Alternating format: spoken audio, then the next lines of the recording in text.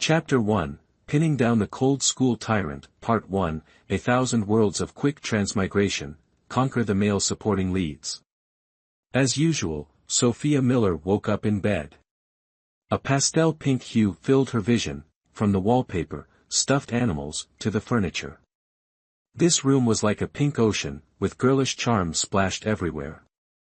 Good heavens, what kind of crazy taste is this? How juvenile could the original owner's aesthetic be?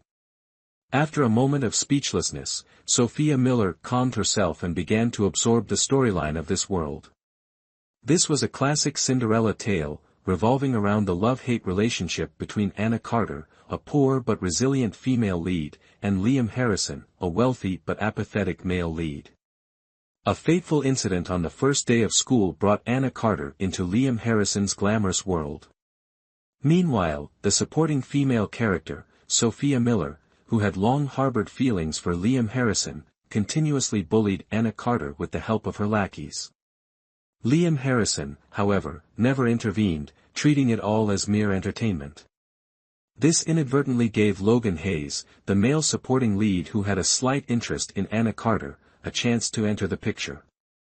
In stories like these, the supporting female character was always portrayed as a shallow, decorative figure, a stark contrast to the female lead, and quickly became a sacrificial pawn in the narrative.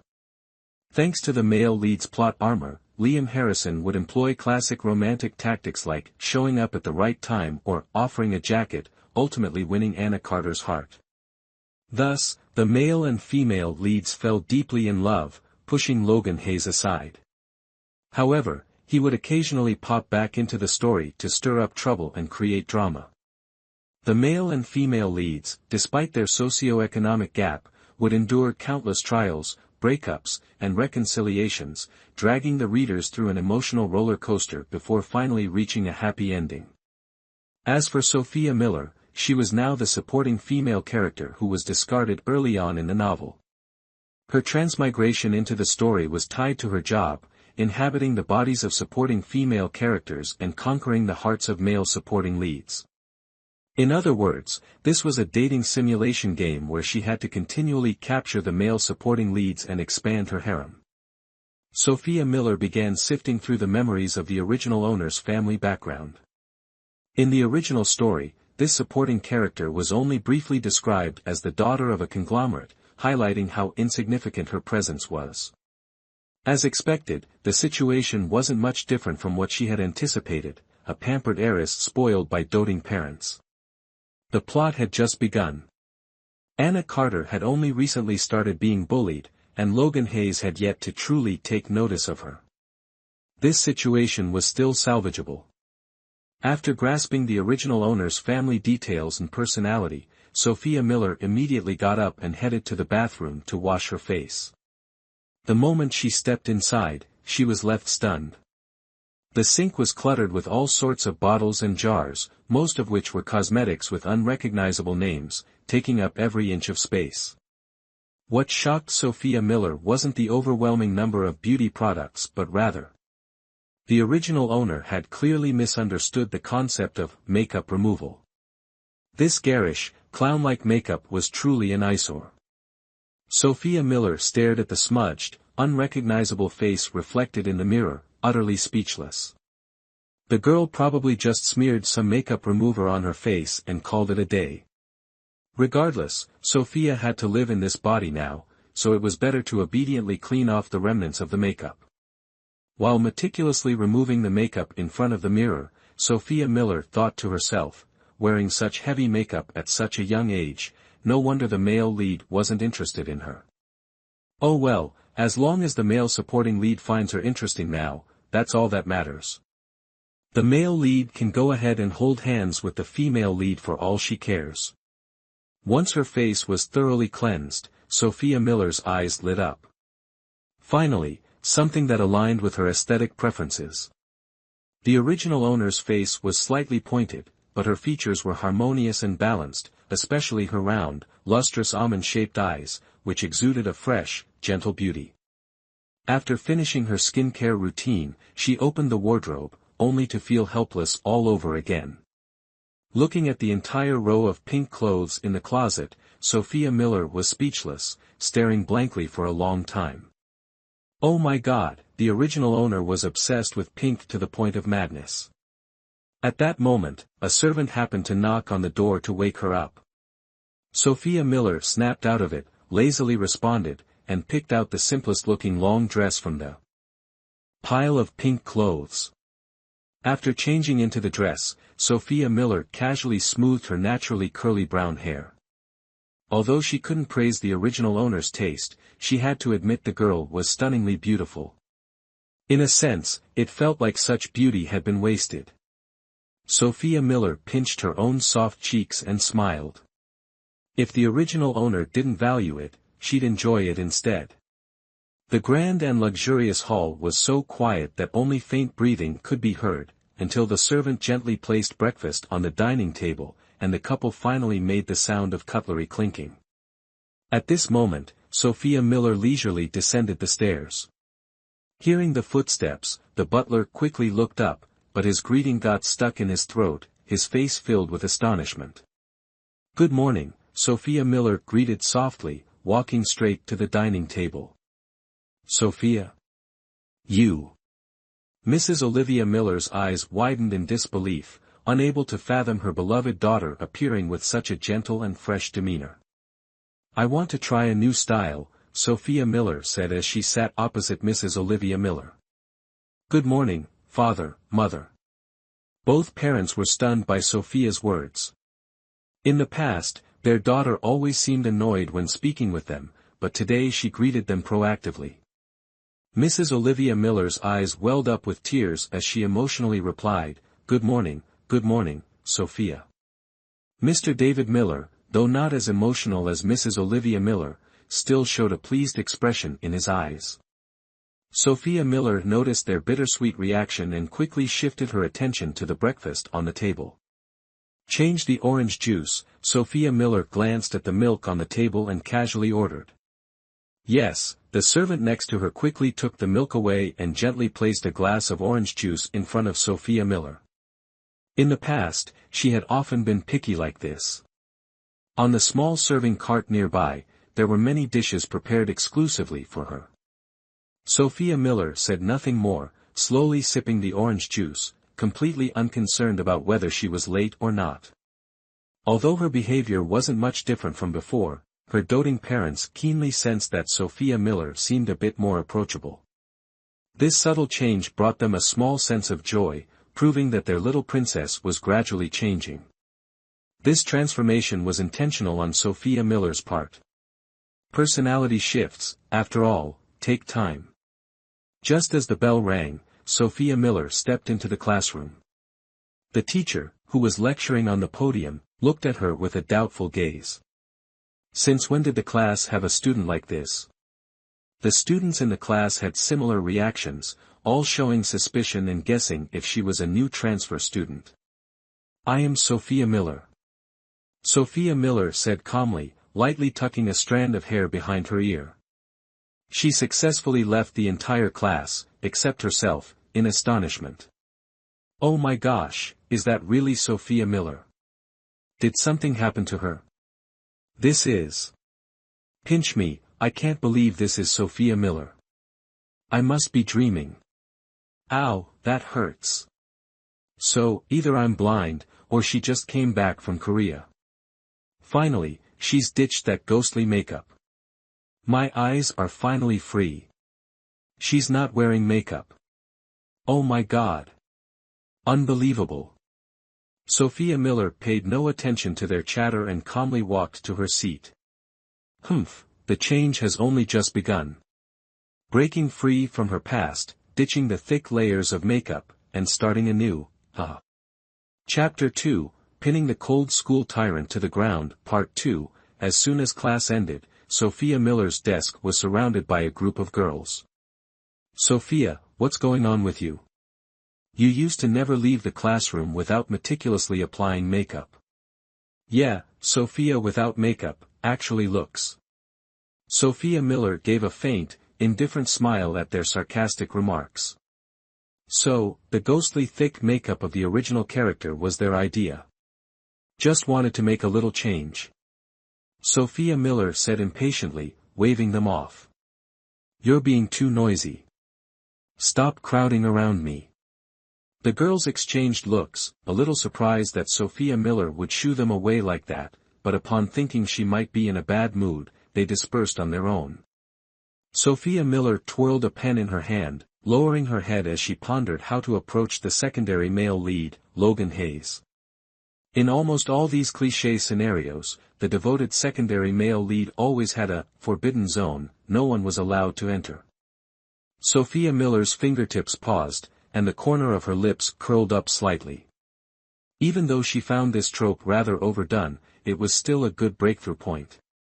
As soon as the lunchtime bell rang, a cheerful girl ran over to Sophia Miller's desk with a smile. Sophia, come eat with me. Sophia Miller frowned coldly. I'm eating alone. Huh? The girl froze, looking at Sophia Miller in disbelief. Sophia. Don't bother me. Sophia Miller snapped coldly, striding out of the classroom. Behind her, faint whispers from a group of girls could be heard. Wow, so scary. What's with the attitude? So pathetic. Does she think everyone is dying to have lunch with her? Humph, if she weren't rich, who would even pay attention to someone with such a nasty personality? Sophia Miller acted as if she hadn't heard a thing, her expression gradually softening. I should head to the store and grab some food to bring up to the rooftop for Logan Hayes. As she walked toward the store, Sophia Miller pondered how to steer clear of those girls. After all, she had led them in bullying the female lead earlier, withdrawing now wouldn't be easy. But she really didn't want to get entangled with the female lead anymore. Speak of the devil, and the devil appears. Just as Sophia Miller finished buying lunch and stepped out of the store, she bumped into Anna Carter, the female lead, who was just walking in. Sophia Miller froze for a moment, while Anna Carter frowned in annoyance and averted her gaze. Sophia Miller let out a cold chuckle, her face expressionless as she walked straight past Anna Carter. Anna Carter, expecting some sarcastic remark or taunt, was momentarily stunned and glanced back at Sophia Miller's retreating figure with a trace of confusion. The heiress didn't do anything outrageous this time. Anna Carter sighed in relief. Whatever, avoiding another round of insults was a good thing anyway. Rooftop Sophia Miller pulled out a light pink cartoon-printed handkerchief and stared at the chibi Maruko-chan design for a moment before reluctantly using it to wipe the ground clean. The original owner's taste really was no better than that of a grade schooler. So childish. After tidying up, Sophia Miller sat down, opened the packaging, and leisurely ate her sandwich, occasionally sipping yogurt. On the breezy rooftop, she quietly enjoyed her lunch, feeling a sense of peace and relaxation. It wasn't until Sophia Miller finished eating that Logan Hayes still hadn't appeared. But then, Sophia Miller felt as if someone was drilling a hole into her back. Logan Hayes, so you have a hobby of secretly watching people like this, huh? Indeed, Logan Hayes hadn't shown up, but he had been quietly observing Sophia Miller from behind the entire time. Sophia Miller wasn't an ordinary person, she quickly sensed the intense gaze on her. However, with her excellent acting skills, she didn't let any strange expressions slip. I'll just take my lunch break here, Sophia Miller muttered to herself. Why haven't I noticed how beautiful the rooftop is before? She smiled, stood up to throw away her trash, and her handkerchief as well. She deliberately walked very slowly, just to wait for Logan Hayes to appear. And, as expected, when she returned to her spot after throwing the trash, there was now someone else there. A tall, fair-skinned man with a cold expression. Sophia Miller glanced at him, slightly surprised, but said nothing. She quietly squatted down to the spot she had just cleaned earlier. Logan Hayes stared at her silently. Initially, he had planned to tell her to leave if she spoke first. But why wasn't she saying anything? On the surface, Logan Hayes seemed calm and indifferent, but in reality, he was terrible at socializing. Yes, He was the kind of person who would never say a word unless you spoke to him first. However, his inner self was the complete opposite of his exterior. He was likely the quintessential, cold on the outside, warm on the inside, type. In fact, he was just a classic tsundere. Sophia Miller knew very well that Logan Hayes would never initiate a conversation with a stranger. So, let's see who gives in first. Come on, try and make me leave if you dare. Anna Carter had gotten lost and met him on the first day of school. Thanks to her protagonist aura, she successfully struck up a conversation with Logan Hayes, and the two gradually became acquainted. However, Sophia Miller hadn't arrived in time before the story began. She couldn't stop their initial interaction, but moving forward, she was determined to sever any connection between them. Logan Hayes noticed Sophia Miller acting as if she didn't see him, leaning against the wall as if she was about to nap. He thought to himself, does she not see me standing right here? Sophia Miller closed her eyes for a moment, then suddenly opened them, looking toward Logan Hayes. Hey, are you taking your lunch break here too? Logan Hayes flinched slightly, nodded, paused for a moment, and added, this is my territory. Was that clear enough? If she understood, she should know to leave, right? Sophia Miller acted as if she hadn't heard his words, casually saying, then keep quiet and don't bother me. After speaking, she closed her eyes again. Logan Hayes stared at her, dumbfounded, unable to process what had just happened. Wait a second, something's off with this script. Why is she already asleep? For the first time in his life, Logan Hayes had been completely ignored. He silently watched Sophia Miller for a while, and when it seemed like she had genuinely fallen asleep, he slowly shifted his gaze upward, staring at the sky, speechless. Good grief. This person must have some kind of automatic blindness skill. Chapter 3, Pinning the Cold School Tyrant to the Ground, Part 3, Quick Transmigration System, Strategy for Supporting Male Leads. The next day, Sophia Miller still brought her lunch alone to the rooftop. As soon as she saw Logan Hayes eating lunch there, Sophia paused for a moment before pushing the door open and stepping in. Logan Hayes glanced at her briefly and silently chewed on his bread. Sophia Miller cleaned a spot on the ground that wasn't too close or too far from him, staying within a range of interaction that Logan Hayes could tolerate. The ground is dirty. Sophia handed Logan a tissue.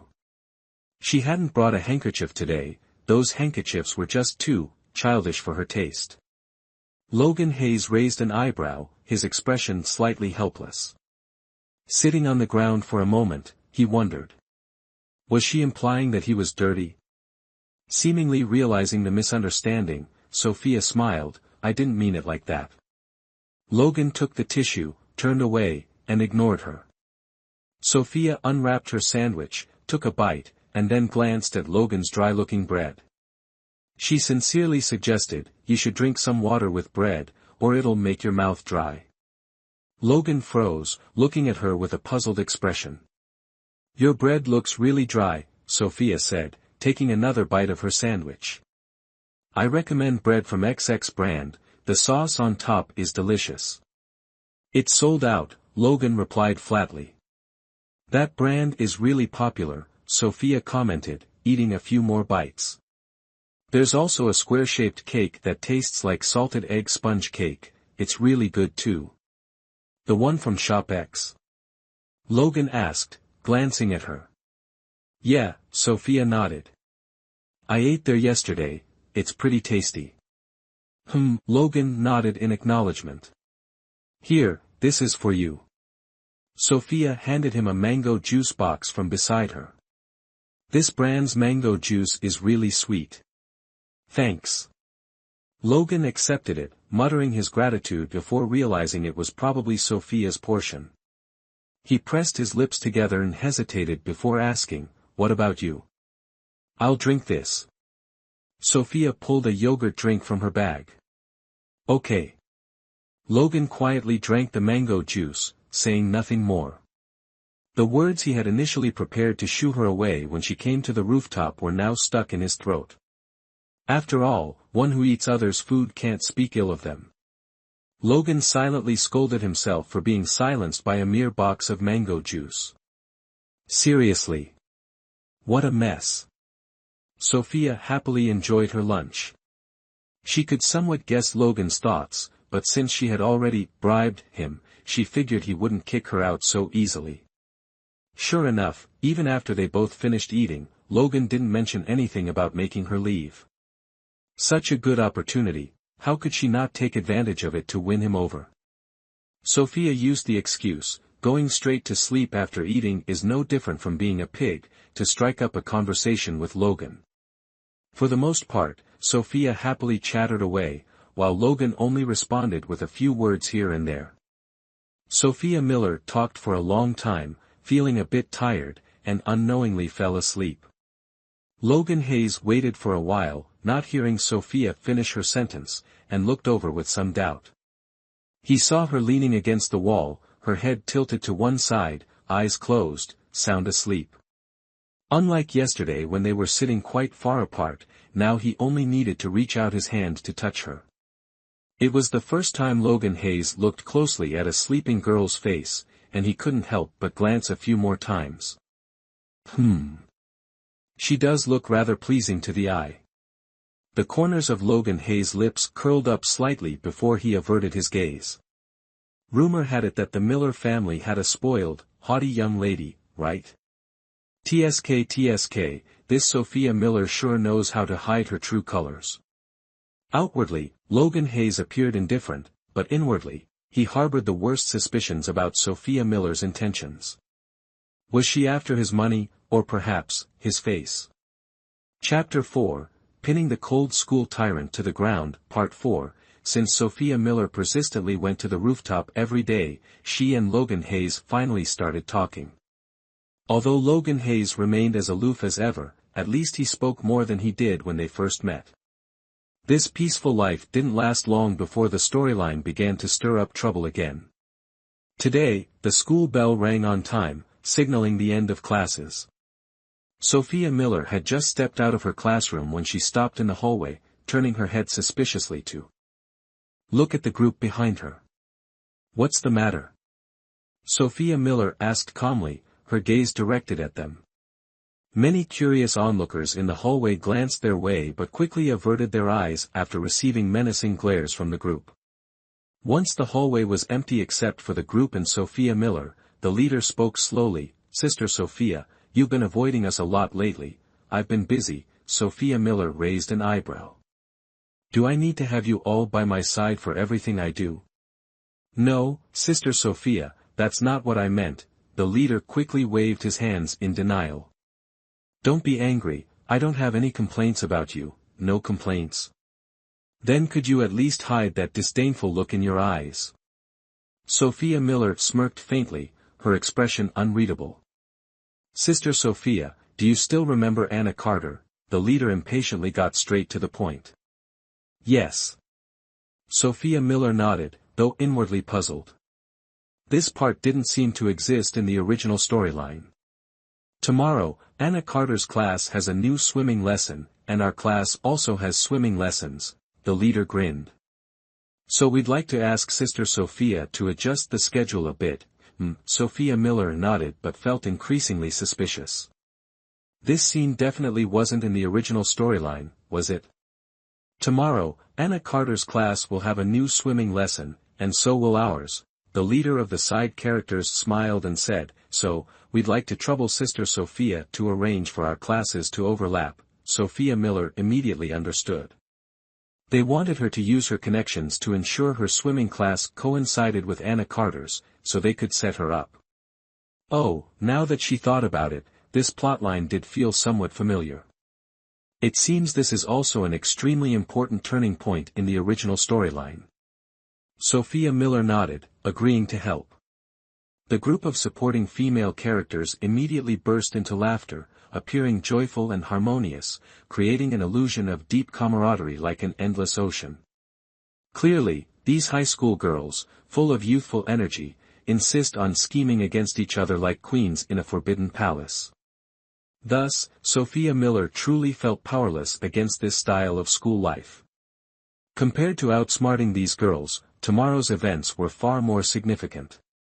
Tomorrow's swimming class marked a pivotal moment in the original plot. In the original storyline, the supporting female character, along with her lackeys, accidentally pushed the female lead into the pool.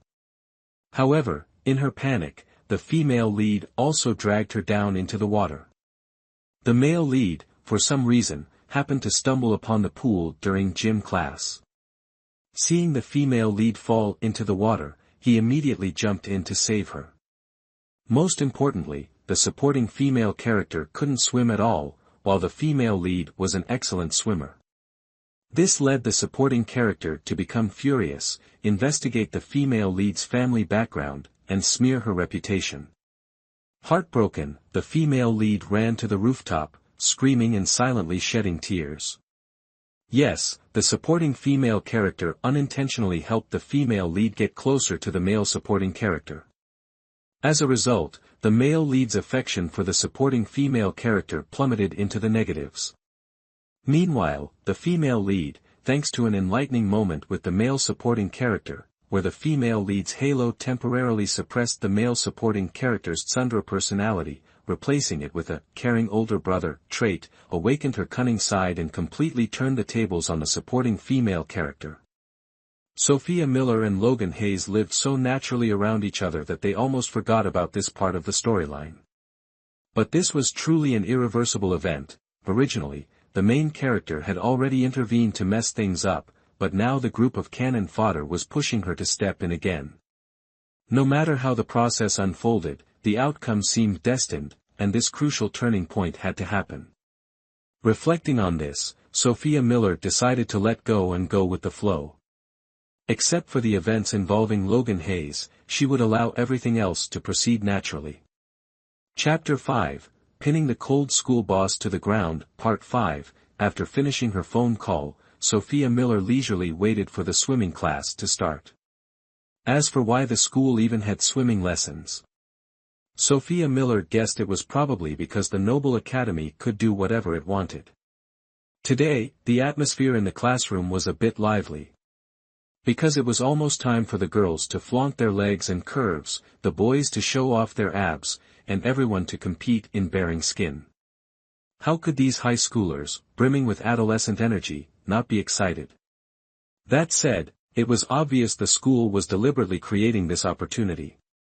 Sister Sophia, what kind of swimsuit did you buy? The leader of yesterday's group of lackeys cheerfully approached Sophia Miller and asked. A two-piece. Sophia Miller smiled. What color is it? The leader pressed further. White.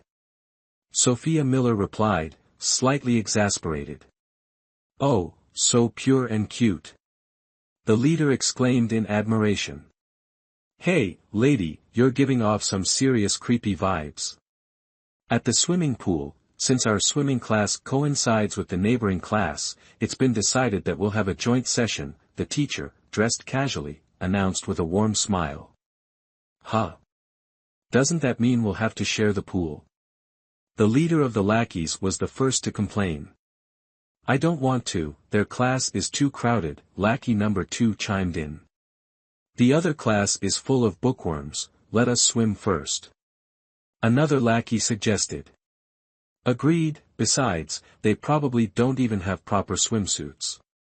A random female side character said while puffing out her chest. Sophia Miller, standing silently in her white one-piece swimsuit, watched the girls desperately try to justify their upcoming actions. She yawned, utterly helpless. Ladies, could you focus on the main issue here? Anna Carter just left, you know. Wait a minute. Anna Carter. Sophia Miller turned her head and saw Anna Carter, dressed in her uniform, walking away from the crowd with an indifferent expression. Sophia Miller quickly hurried over, but just as she reached Anna Carter, someone pushed her into the water. In her panic, Sophia Miller flailed her arms wildly in the air and ended up pulling Anna Carter down with her. Oh my God! What kind of cliché is this? Sophia Miller's ears rang as she faintly heard the screams of the leading female antagonist. TSK, seeing Anna Carter struggling to swim to the surface, Sophia Miller also wanted to swim up. Even though the original character couldn't swim, she could. But the author of her fate decided to give her a cramp the moment she fell into the water.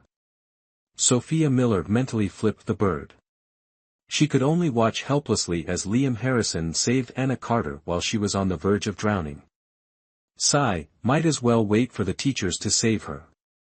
In the original story, Sophia Miller was also saved by the teachers at the last moment, but as soon as she got to shore, she saw Liam Harrison holding Anna Carter, which led to her complete descent into darkness.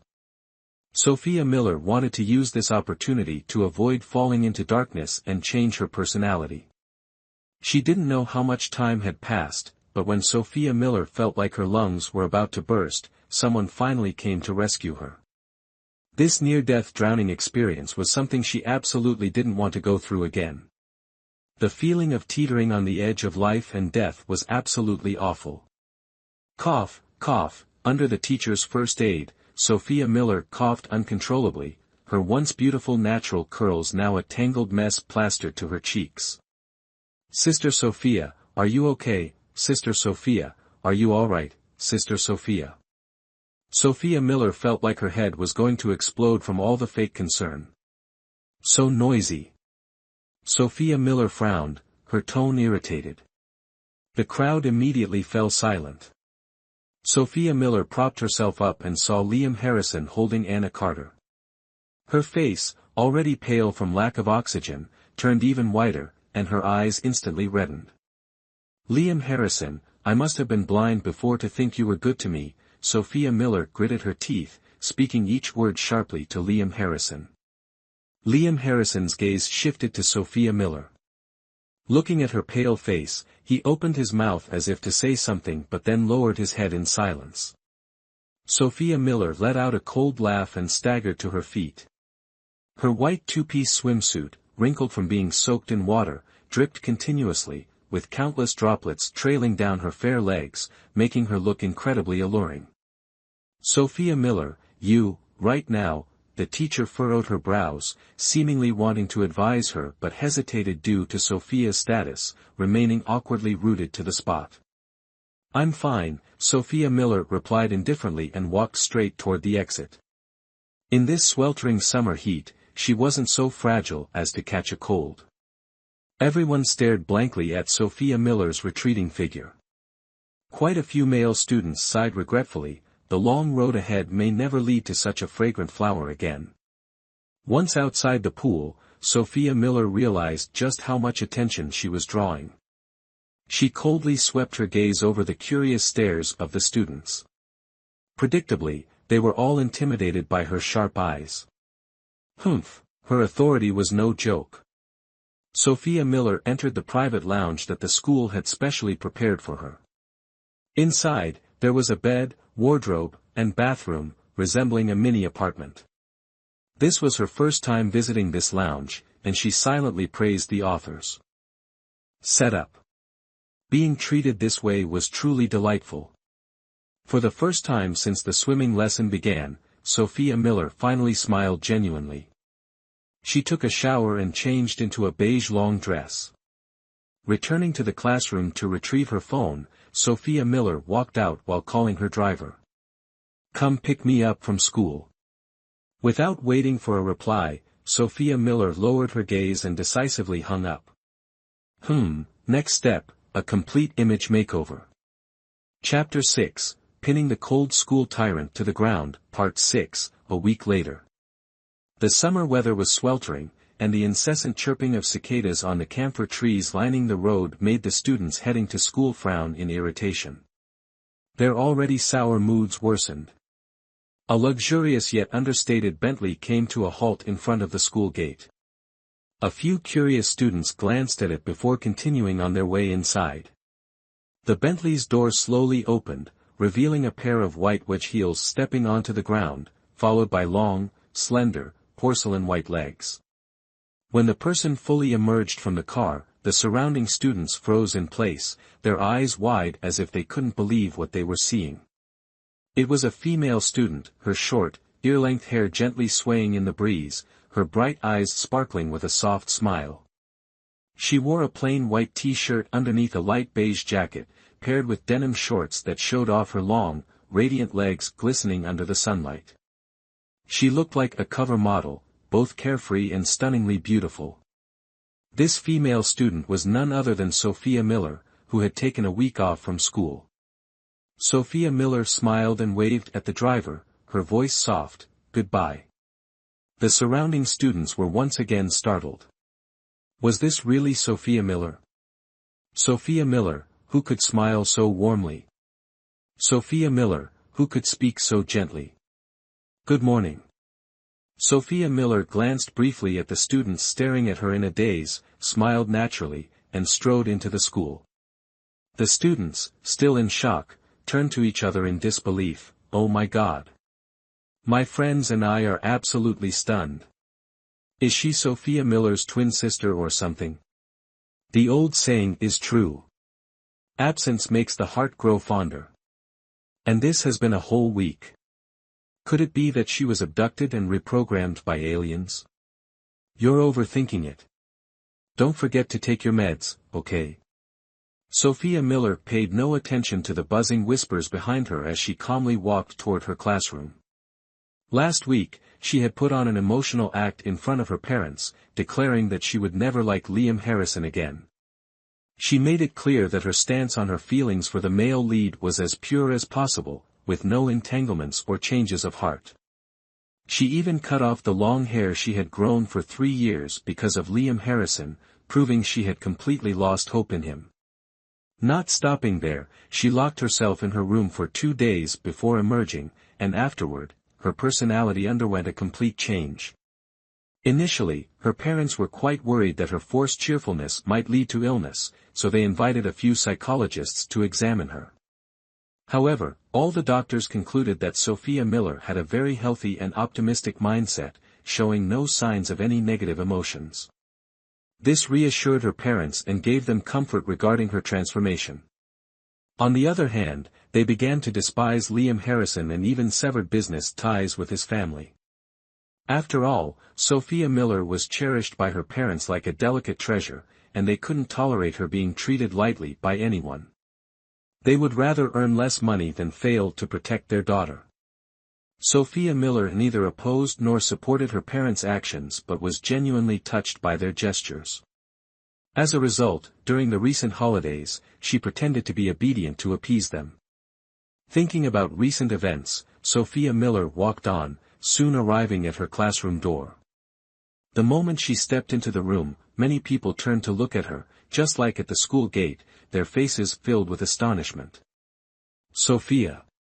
Sister Sophia, the leader of a group of female students, turned pale as if she had seen a ghost, staring at Sophia Miller. What's wrong?" Sophia Miller smiled, exuding an entirely different aura than usual. "Am I not welcome in class?" No," the leader forced a stiff smile. I'm just, a little, surprised." Sophia Miller let out a soft and walked straight to her seat. The moment she sat down, the buzzing whispers erupted like a switch had been flipped. The classroom filled with lively discussions and debates. Did something happen to her? Wow, this is unbelievable. Is heartbreak really such a big shock for girls? Doesn't this mean I have a chance now? Hey, kid, stop dreaming. No matter what, the goddess wouldn't even glance at you. Meanwhile, the center of all this. Attention sat calmly at her desk, flipping through her textbook. Her gaze lingered on the page as the corners of her lips curled into a faint smile, making her side profile look even more radiant and fresh. Chapter 7, Pinning the Cold School Leader to the Ground, Part 7. Although Sophia Miller's image had successfully transformed into that of a radiant sunshine goddess, everyone believed she had undergone this change due to emotional distress. In such cases, her mood was bound to be unstable, making it easy for her to flip her demeanor. Sophia Miller used her actions to prove to everyone that she simply wanted to be a quiet and serene young lady. All morning, she sat silently at her desk, flipping through her books without uttering a single word. Thus, when the lunch break bell rang, many people actively approached her, trying to strike up a conversation and get closer. They discovered that although she wasn't overly enthusiastic, her demeanor was much better than the arrogant attitude she had before. Those who had only maintained a fake friendship with Sophia Miller smiled even more insincerely than usual. "Hey, Sophia, want to head to the cafeteria for lunch together?" "No need." Sophia Miller smiled faintly and pulled out her lunchbox from her desk. "Huh. Sophia, you brought your own lunch. Wow, Sophia, you're so thoughtful." Hearing these insincere compliments, Sophia Miller stood up, signaling that she was heading off to eat. "Sophia, where do you usually have lunch?" "Yeah, can we go with you?" Sophia Miller slowly smiled. "The rooftop." The group, who had been noisily insisting on joining her, suddenly fell silent, each staring at her in astonishment. "All right, I'm off." Sophia Miller carried her lunchbox and walked away at a leisurely pace. The group behind her wanted to remind her that the rooftop was a restricted area but hesitated, fearing they would upset Sophia Miller. Torn with mixed emotions, they could only mutter a weak farewell. The rooftop. Sophia Miller hadn't been to the rooftop in a week. When she returned and saw the boy munching on bread there, her heart unexpectedly felt calm.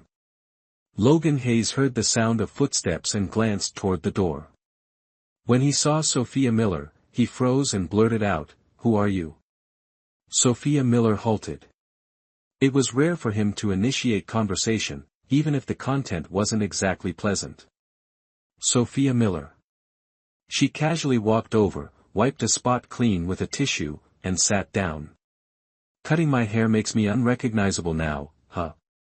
Her tone carried a hint of teasing that had never been there before. "Is the rumor true?" Logan Hayes looked at her, his usually indifferent expression now tinged with a rare trace of doubt.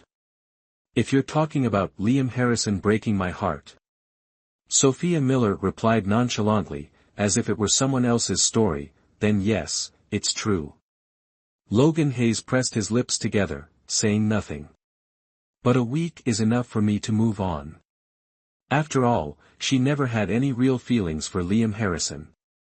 "You've changed a lot," Logan Hayes said, lowering his head to take a bite of his sandwich.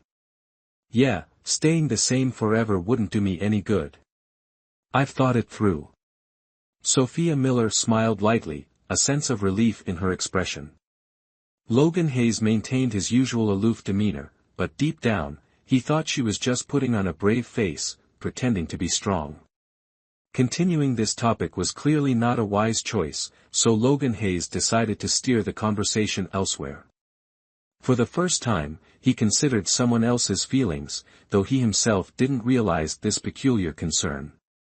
As Logan Hayes was pondering how to start a new topic, Sophia Miller opened her lunchbox. Logan Hayes's attention was immediately drawn. "Lunch?" "Yeah." Sophia Miller nodded, glancing at him. "Eating sandwiches all the time isn't good for you." Logan Hayes looked at the half-eaten sandwich in his hand, feeling a bit embarrassed. "You shouldn't keep eating that." Sophia Miller paused briefly before continuing, "Tomorrow, I'll bring lunch for you too. After all, bringing one portion or two isn't much different." Logan Hayes was slightly taken aback but accepted without hesitation. The faint smile that appeared on his lips didn't escape Sophia Miller's notice. Sophia Miller happily ate her lunch, occasionally chatting with Logan Hayes. The atmosphere remained as it always was, a simple, comforting normalcy that both found pleasant. The next day, Sophia Miller indeed brought 2 lunchboxes. Based on Logan Hayes's preferences revealed in the original story, she carefully prepared dishes he liked, and sneakily added some seaweed, which she knew he hated. "I'm not sure what you like to eat, so I just made a few random things." Sophia Miller handed the blue lunchbox to Logan Hayes. "You made this?" Logan Hayes looked at her with some surprise. You must have a lot of free time. The corners of Sophia Miller's mouth twitched. Busy, my foot. I made it just for you, you idiot. But thinking about it again, it made sense. How could a pampered young lady like her, spoiled since childhood, willingly step into the kitchen herself? Sophia Miller suddenly felt her image was utterly pathetic. Yes, very free.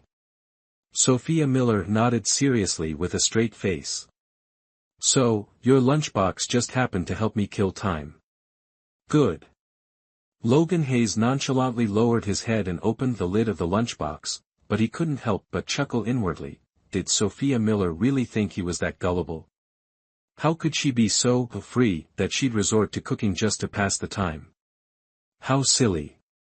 The moment Logan Hayes saw the food inside the lunchbox, his mood instantly brightened. Wow! All my favorite dishes. Wait, why is there seaweed in here? Oh well, never mind.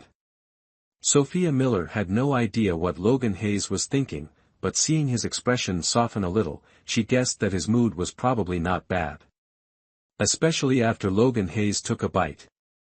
For a fleeting moment, Sophia Miller thought she saw tiny sparkling stars in his usually calm eyes, but in the blink of an eye, they returned to their usual stillness.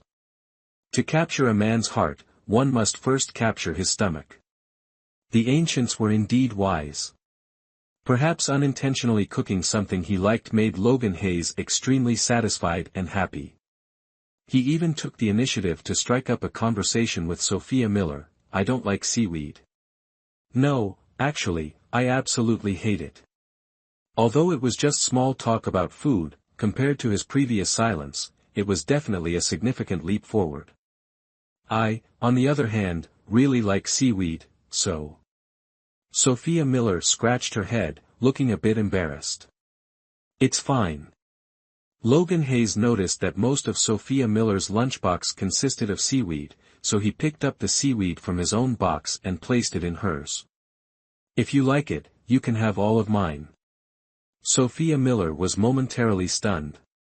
Logan Hayes transferred all the seaweed from his box to hers, but when he noticed she wasn't saying anything, he looked up in slight confusion.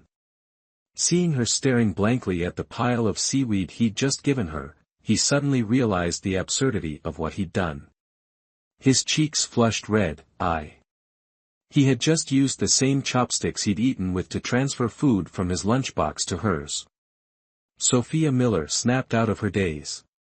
She picked up a piece of seaweed he had given her, put it in her mouth, and smiled brightly at him. Thank you for sharing. Logan Hayes froze for a moment, then smiled softly. You're welcome. But inside, he was far from calm, as if his mind was flooded with screaming commentary. Oh my God. That smile of hers just made my heart stop. The impact is overwhelming.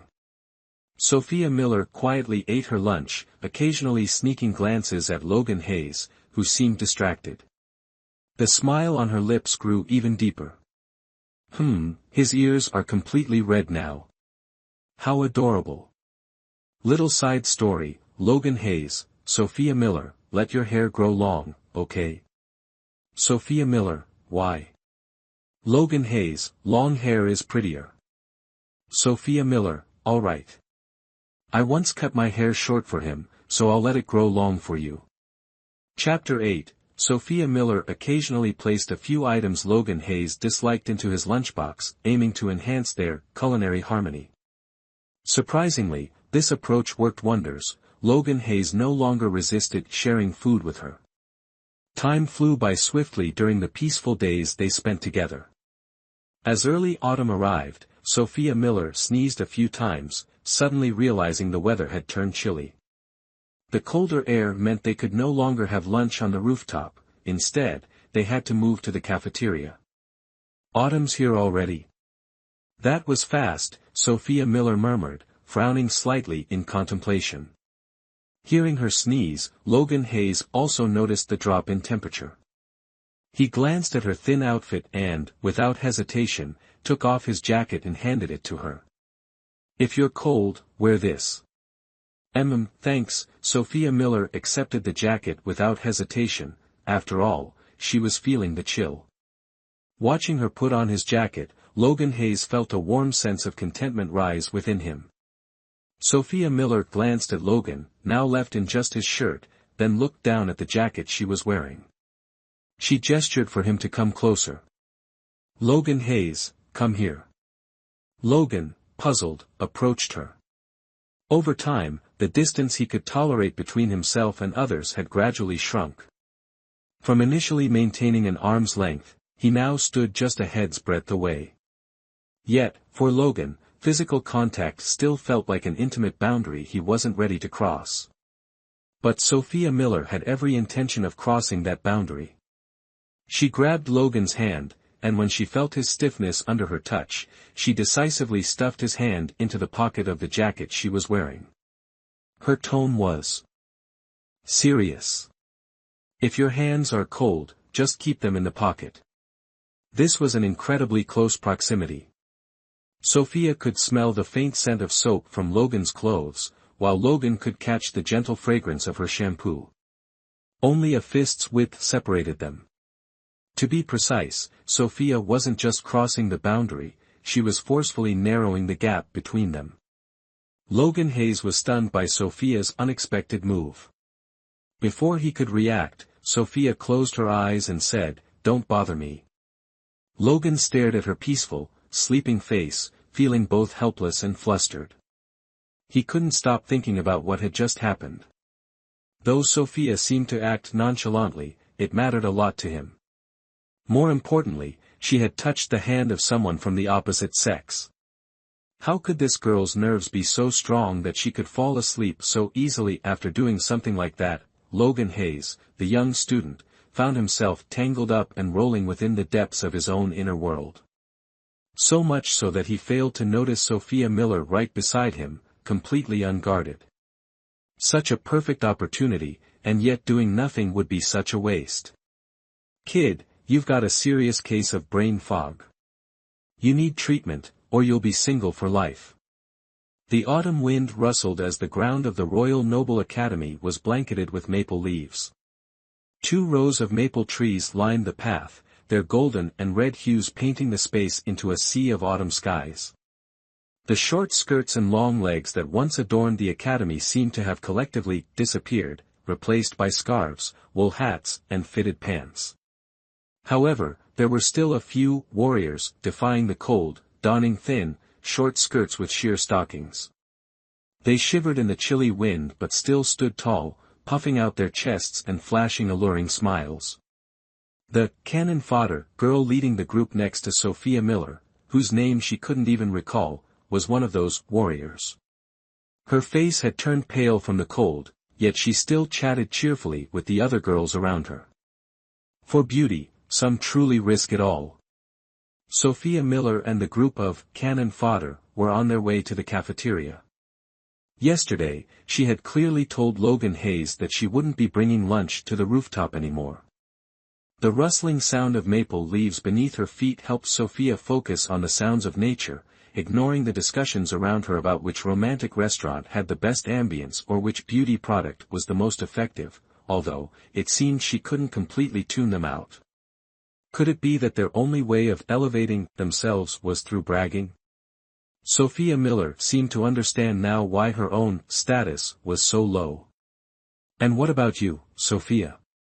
Do you prefer French or German cuisine?" Sophia Miller was slightly startled but smiled and replied, "Both are fine." "Hee, I actually like Chinese food. Well, French cuisine is." Why were they discussing this before eating? "Girl, can't we just fill our stomachs first and then talk about it?" Amid Sophia Miller's silent complaints, they finally reached the cafeteria. At the entrance, a few girls with beautiful figures stood wearing kipayos. Were they seriously not cold? This school was truly heartless. Sophia Miller sighed internally as she stepped forward. According to the original storyline, she needed to hand her meal card to the server at the door to swipe it, after which she could eat whatever she wanted in the cafeteria. Though Sophia Miller couldn't fully grasp the logic behind this setup, since the author had written it this way, she had no choice but to accept this over-the-top arrangement. There was a system allowing unlimited meals with just a card swipe, so naturally, there would be privileges for those who didn't even need to swipe. Take the male lead, the second male lead, and even the female supporting character as examples. As for the female lead, truthfully, she couldn't even manage to get a meal card. However, since the male lead pressured others to let her in, everyone reluctantly granted her the privilege. The female lead, of course, acted all reluctant on the surface, but her mouth was already wide open, ready to eat. Wait, isn't there something wrong with this picture? Sophia Miller pushed aside her chaotic thoughts, smiled, and confidently entered the cafeteria, swiping her card with her face like a true VIP. But then, when Sophia Miller swiped her card, there was a bit of an issue. The cafeteria staff didn't recognize her and sternly demanded she show her meal card. The reason? Ever since she stopped wearing makeup, she hadn't been to the cafeteria. Coupled with her drastically changed appearance, people's impression of her was still stuck on the ringleader of the delinquent girls with heavy makeup. The girl standing before them now didn't match that image at all. Sophia Miller stood silently in place, her gaze seemingly scolding the staff member for accusing her of impersonating someone else. The embarrassment was unbearable. Damn it, how humiliating. In the end, it took a group of bystanders to confirm her identity before Sophia Miller was allowed to swipe her card. Under the staff member's horrified gaze, Sophia Miller, for once, arrogantly tilted her chin upward and strutted away. The cafeteria staff member trembled as she stared at Sophia Miller's proud, retreating figure. When the manager rushed over after hearing the commotion, he angrily scolded them, "Didn't I tell you all to check the school forum? All you ever do is shop online. Shop for what? If you upset Sophia Miller, don't even think about stepping back into this school. We're so sorry, we were wrong. This cafeteria is so luxurious that it can be called a restaurant, brightly lit, with gleaming white tiles, elegant dining tables, and sumptuous lunches. The waitresses move gracefully between the tables, attentively serving dishes and pouring tea. Sophia Miller had only two thoughts: what a waste. Skipping such a delicious meal at this restaurant, just to munch on stale bread for so long, what a huge loss. She couldn't understand why Logan Hayes would abandon such a feast to run up to the rooftop and stare at the sky at a melancholic 45-degree angle. Could his brooding aura possibly fill his stomach? While silently complaining to herself, Sophia caught sight of Logan Hayes, the man she'd labeled as skipping meals for the sake of being gloomy, looking at her with eyes so deep they seemed to pierce through her thoughts. Sophia felt slightly awkward and forced a sheepish smile at him.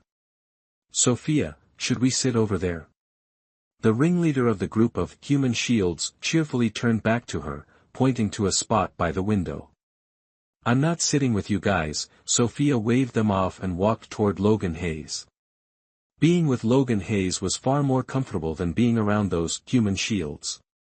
When Logan saw Sophia heading his way, his gaze softened slightly, though his expression remained as indifferent as ever. But deep down, oh my God, Sophia Miller, you're finally here. Do you have any idea how long I've been waiting for you?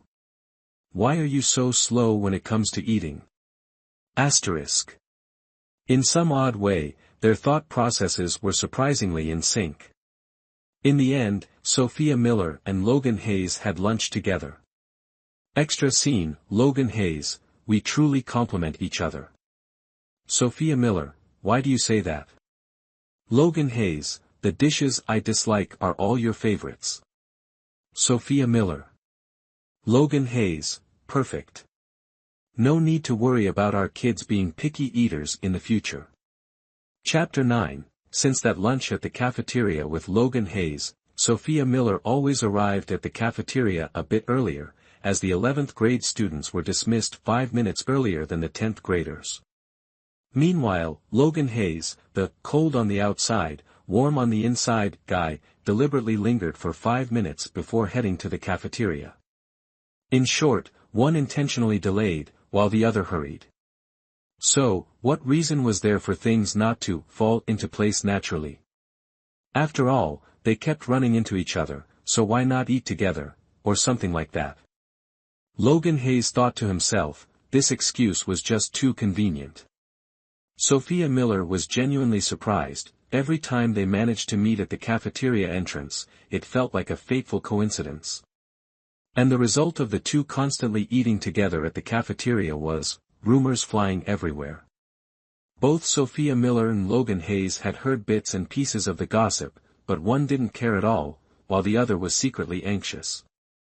Neither of them brought it up, and no one dared to gossip in front of them, so eventually, they both forgot about it. However, given the family backgrounds and influence of both, enough to crush countless others, no one dared to provoke them, except for a few troublemakers who couldn't resist stirring up drama.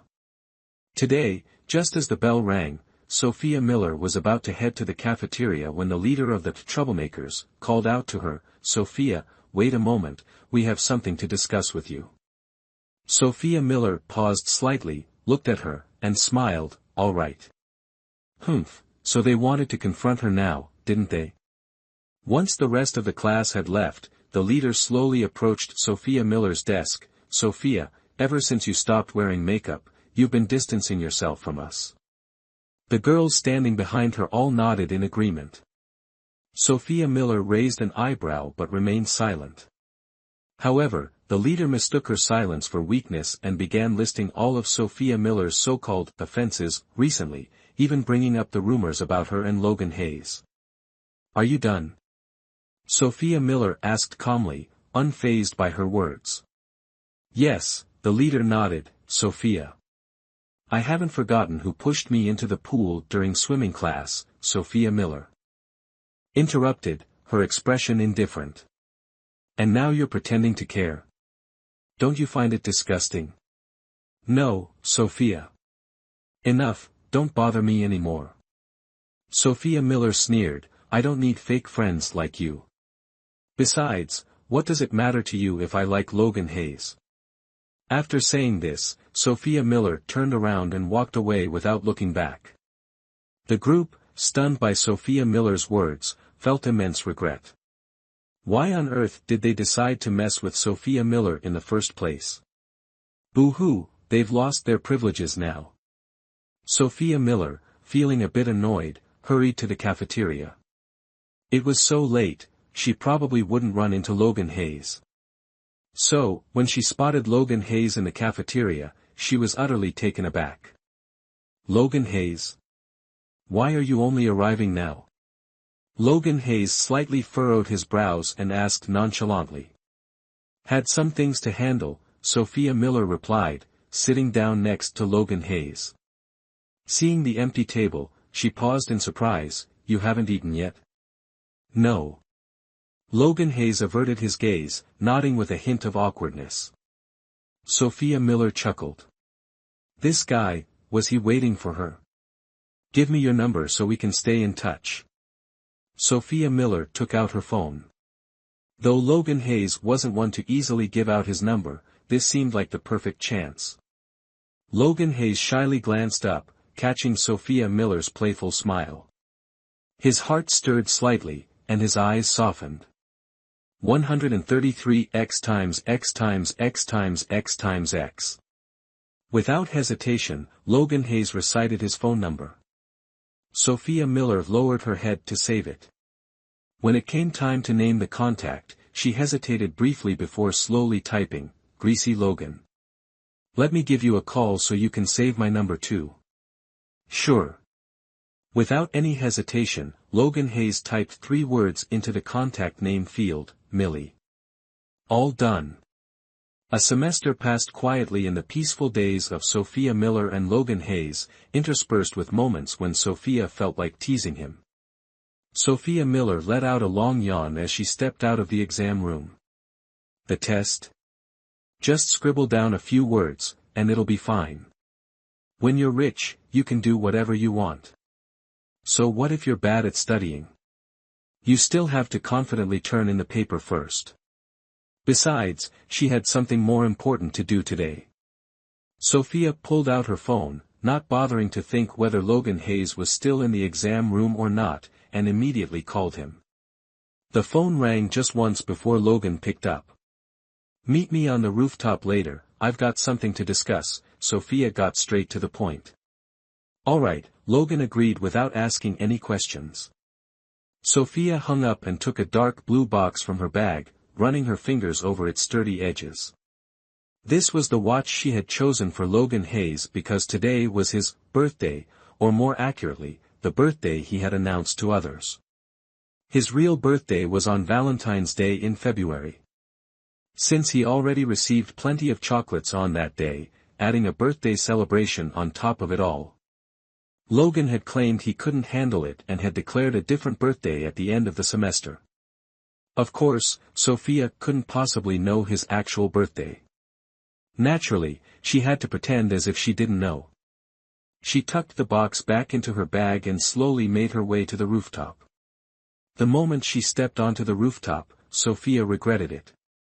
So cold, so cold, so cold, so cold, so cold. She blew warm air into her hands, silently cursing herself for choosing such a freezing place to meet. Well, blame the author for assigning the male supporting character a rooftop as his territory, blistering hot in the summer, freezing cold in the winter. Couldn't it have been something like a cherry blossom grove or some romantic forbidden garden? Leaning against the wall to warm her hands, Sophia let her mind wander with the wind. It wasn't until she heard the sound of the door opening that she snapped back to reality. She looked up to see Logan Hayes approaching, her lips curling into a small smile out of habit. "What's this about?" Logan's attire was far more prepared for the cold than Sophia's, earmuffs, scarf, coat, everything was in place. "Happy birthday," Sophia said as she pulled out a chilled box from her coat pocket and handed it to him. Logan Hayes suddenly felt something was off with himself. "Actually." Logan Hayes frowned, the words lingering on the tip of his tongue but left unsaid. He didn't want to lie to her, but if he told the truth, she'd definitely be upset. Sophia Miller looked at him suspiciously. "It's nothing." Logan Hayes decided it was better not to say anything, obediently accepting the gift. He opened the box, stared at the watch inside, and remained silent. What were you about to say?" Sophia Miller didn't give Logan Hayes a chance to escape and pressed him for an answer. "Actually, the watch you chose, I already have it," Logan Hayes quietly averted his gaze. "I've never seen you wear a watch before." Sophia Miller took the watch out of the box. "So you like wearing it in secret, huh?" Logan Hayes felt so embarrassed he wanted to disappear. It wasn't until he felt the soft touch and the cold metal against his wrist that he snapped back to reality. Logan Hayes stared blankly as Sophia Miller's fingers glided over his wrist, feeling as though his wrist was on fire. After fastening the watch on his wrist, Sophia Miller even stroked his hand and complimented, "You've got such beautiful hands." Logan Hayes's face turned bright red. The culprit withdrew her hand and asked curiously, "What's wrong with you?" "Nothing." Logan Hayes pressed his hand against his cheek, trying to use its coolness to calm the heat on his face. Through the gaps between his fingers, Logan Hayes caught a glimpse of the smile on Sophia Miller's lips. His heart suddenly felt chaotic, and he wanted to say something to divert her attention. But the words that escaped his lips were exactly what he had been silently chanting in his mind. "Actually, today isn't my birthday." Logan Hayes thought he must have been blown senseless by the wind to have blurted that out. Sophia Miller froze for a moment. "Then, when is your birthday?" Afraid Sophia Miller would get mad, Logan Hayes hesitated for a moment before answering. "February 14th. Sophia Miller chuckled softly. "No wonder you lied to me." "You're not angry?" Logan Hayes asked cautiously. "A little upset at first, but once I found out your real birthday, I wasn't mad anymore. In fact, I felt happy." Logan Hayes looked at her in surprise. "Why happy?" Because I suppose you don't easily tell others your birthday, do you? No, then doesn't that mean I hold a small place in your heart? Logan Hayes felt the warmth that had just subsided on his face flare up again. Sophia Miller smiled, her eyes curving. Logan Hayes, put your hand down. Logan hesitated for a moment before lowering his hand, though his expression still showed a hint of awkwardness. Sophia Miller stepped closer, placed her hands on Logan Hayes' shoulders, and under his astonished gaze, she quickly kissed him on the lips before running off, leaving only her hurried silhouette in Logan's sight. Logan stood frozen in place.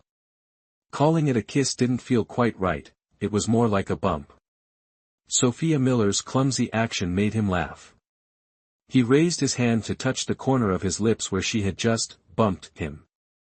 Amusement filled his eyes like rising ocean waves. The corner of his lip stung slightly, yet there was a lingering warmth. In this cold winter, the heat from his fingertips spread to his palms, then gradually warmed his entire body, until even his chest felt as if a fire was burning. Ah, this winter feels unusually warm. Mini Extra Story Part 3, Logan Hayes. Sophia Miller. Sophia Miller, Logan Hayes, this is the 5th birthday we've celebrated together, isn't it? Sophia Miller, yup, and I've got a birthday present for you this year too. Logan Hayes, why is it another watch? 5 years, 5 watches. Sophia Miller. What should I do to save my girlfriend's lack of creativity when it comes to birthday presents? Young man, who knows? Maybe if you collect 7 watches, you'll unlock something special. Chapter 10, for students, nothing is more enjoyable than a school break. Even though she rarely paid attention in class, having the droning lecture voices constantly in her ears was a type of torment for troublemakers like her, making it impossible to sleep peacefully. So, after a week of vacation, Sophia Miller spent her days sleeping at home, not stepping outside once. This worried her parents, who feared their daughter might fall ill from staying cooped up indoors, so they seized every opportunity to urge her to go out for a walk. Parents are so contradictory. When you go out to have fun, they restrict you; when you stay home, they push you to go out. Sophia Miller scratched her messy curly hair, let out a big yawn, and nodded at her mother, who was standing by her bed. I'll go out for a bit. Her mother's eyes lit up. Sophia Miller yawned again. Ah, but let me sleep a little longer first. All right, at 10 o'clock, I'll have Xiao Fong call you. Seeing her daughter agree to go out, her mother smiled so brightly that the corners of her mouth lifted. Okay. Sophia Miller burrowed deeper into her blanket, mumbling in response. On such a cold day, sleeping was the best. At 10 o'clock, Sophia Miller was jolted awake by Xiao Fong's persistent knocking and shouting, as if her life depended on it. All right, all right. I got it. Sophia Miller slowly poked her head out of the blanket, yawning a few more times. She ruffled her naturally curly, now completely unkempt hair and, still feeling drowsy, squinted at the floor. Then, tilting her head slightly, she suddenly snapped awake. So sleepy. Sophia Miller let out a big yawn, her eyes tearing up. After dawdling for quite a while, she finally washed her face, brushed her hair, and sluggishly made her way downstairs. Throughout the past week of vacation, she hadn't bothered to actively reach out to Logan Hayes. Occasionally, they exchanged a few messages, but whenever she felt sleepy, she'd just fall asleep without a care for whether Logan Hayes was left hanging. She didn't mention their kiss during the final exam period either, acting as if nothing had happened, as if they were just ordinary friends. Logan Hayes was utterly driven mad by Sophia Miller's nonchalant attitude, spending several moments rolling around on his bed like a lunatic, clutching his phone and screaming internally. Of course, Sophia Miller wasn't fully aware of Logan Hayes' condition, but she could guess that the usually reserved guy was probably quite frustrated. Thinking about this, Sophia Miller couldn't help but laugh, feeling as though the winter chill had eased just a bit. After buying some yarn and knitting needles at the mall, Sophia Miller leisurely strolled through the streets with her shopping bags. Whenever she saw something delicious, she'd immediately buy a portion to eat as she walked, completely at ease. In the freezing winter weather, eating something hot like this was truly satisfying. If she weren't out in public, Sophia Miller might have just abandoned all pretense and clutched her chest in delight. Wandering and snacking as she went, it wasn't until she checked her phone that she realized it was getting late. She quickly called the driver to pick her up. She had just hung up the phone and was about to put it in her pocket when a shadow suddenly closed in. Sophia Miller jumped in surprise. Her first thought was, could it be that those troublemakers had sent someone to deal with her again? The figure raised his hand, and Sophia instinctively kicked out. To her shock, he reacted incredibly fast, dodging her kick in an instant and snatching the phone from her hand before vanishing without a trace. Sophia stood silently, watching the thief's lightning-fast retreat, and thought to herself, with speed like that, why resort to stealing? He could easily win a gold medal at the Olympics. Her phone had been blatantly stolen in broad daylight. After a brief moment of shock, Sophia quickly regained her composure. In a way, the thief had done her a favor. Yes, a favor. Sophia decided that in the coming days, she would deliberately avoid contacting Logan Hayes. And the reason? She needed to prepare a sweet surprise for that reserved man. Smiling, Sophia stood still, waiting for her driver to arrive. Sophia's mother had noticed that her daughter had recently started behaving more and more like an ordinary high school girl. For instance, Sophia had bought a bag of yarn. Her mother instantly recognized what it was, but Sophia sneakily tried to hide it. When asked what she had purchased, she nonchalantly claimed it was school supplies. Second, lately, the housekeeper had repeatedly reported that a young man kept lingering near the front gate. Sophia always pretended to pass by the gate casually, stealing a glance at the boy before quickly walking away. Third, when Mrs. Olivia Miller asked Sophia if she was in a relationship, Sophia initially denied it. However, her evasive gaze and stammering response were highly suspicious. Sophia's father spent an entire evening discussing the topic of late-blooming daughters, and decided it was best to observe quietly for the time being. After all, the incident with Liam Harrison was still a sore spot for both parents. They felt it was better not to interfere in their daughter's love life for now. And this so-called quiet observation lasted through the entire winter break. On Valentine's Day, Sophia's father noticed his daughter acting unusually. She carried a white bag and told her parents she'd be home late that evening. Her parents exchanged knowing smiles and immediately agreed. Sophia took a cab to Logan Hayes' house, pulled out the new phone she had bought the day before, and dialed Logan's number, which she had memorized by heart. Ring. The phone rang for a long time before someone picked up. Perhaps he hesitated to answer an unfamiliar number but realized very few people had access to his number, so he finally answered. Hello. Logan Hayes' voice was calm, yet hearing it after so long made Sophia's heart flutter. Happy birthday. Sophia's voice rang out, so loud and cheerful that it nearly burst Logan Hayes' eardrum. Sophia Miller. Logan Hayes' voice was filled with surprise and joy, immediately followed by the sound of something rolling to the ground. Haha, come down quickly, I'm at your front door, Sophia Miller said, a bit impatient to see Logan Hayes. Hurry, I have a surprise for you. All right. Logan Hayes hastily threw on a coat and rushed downstairs. On the way, he passed his mother, who looked surprised, but he only had time to say, I have something to do, before dashing out the door. The girl waiting outside was more important than anything else. Logan Hayes wanted to ask Sophia Miller why she hadn't contacted him or how her winter break had been. But when he saw her standing quietly in front of him, smiling, he no longer wanted to ask anything. He just wanted to get closer to her, closer still. Standing in front of Sophia Miller, Logan Hayes spoke with a tenderness he'd never shown before. Are you cold? No, not at all, Sophia Miller shook her head and raised the bag in her hand. I knitted a scarf for you.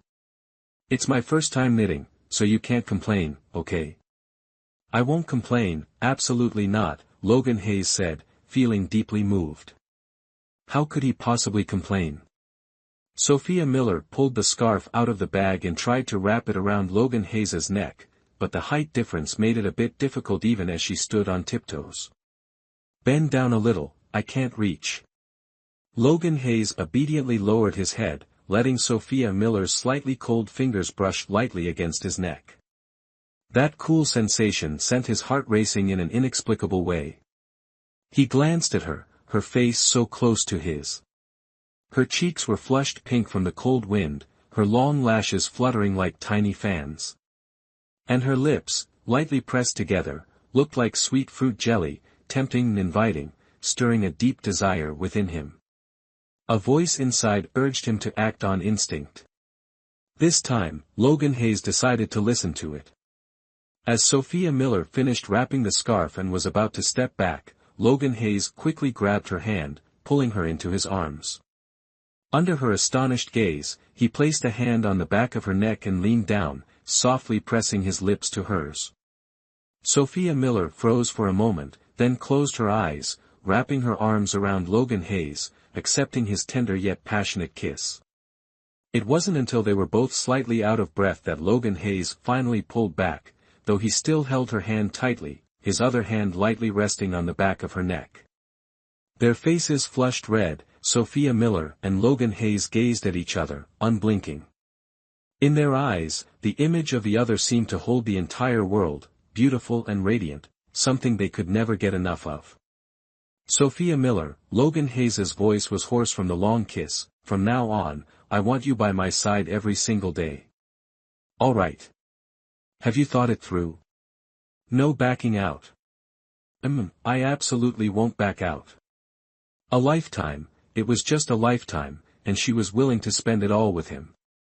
The cold winter arrived once again, Logan Hayes took off his coat and draped it over Sophia Miller. Thank you. Sophia Miller wrapped the coat tightly around herself, closed her eyes, and tried to take a short nap. Sophia Miller. Logan Hayes frowned and called out loudly. Sophia Miller opened her eyes, looking at him in confusion. What's wrong? I'm cold, Logan Hayes whined. Sophia Miller silently stared at the guy wearing a sweater, fleece pants, a scarf, and earmuffs, yet still complaining about being cold. It's true, my hands are cold, Logan Hayes pitifully held up his hands, which he had secretly taken out of his gloves. Sophia Miller chuckled and waved him over, if you're cold, put your hands in the coat pockets. Logan Hayes instantly lit up, quickly moving closer and sliding his hands into the coat pockets. But this position. Sophia Miller found herself being hugged from behind by Logan Hayes, feeling his warmth, and peacefully drifted off to sleep. Meanwhile, Logan Hayes stayed in that position, burying his head into Sophia Miller's shoulder, pressing his cheek against hers, and falling asleep as well. What a perfect setup for something mischievous. Young man, you've once again wasted the opportunity carefully orchestrated by the author. Chapter 11, Grabbing the Wild Kid, Part 1, Sophia Miller regretted it. If seeing the phrase, love is more important than spoiling a movie, on the screen only left her slightly puzzled, then after being transported to this place, she truly felt regret the moment she opened her eyes. The stone-built ceiling above her left Sophia Miller utterly stunned. After scanning her surroundings, she went crazy. From a grand, luxurious mansion to a cramped stone brick room in an instant. Who could adapt to such a drastic change so quickly?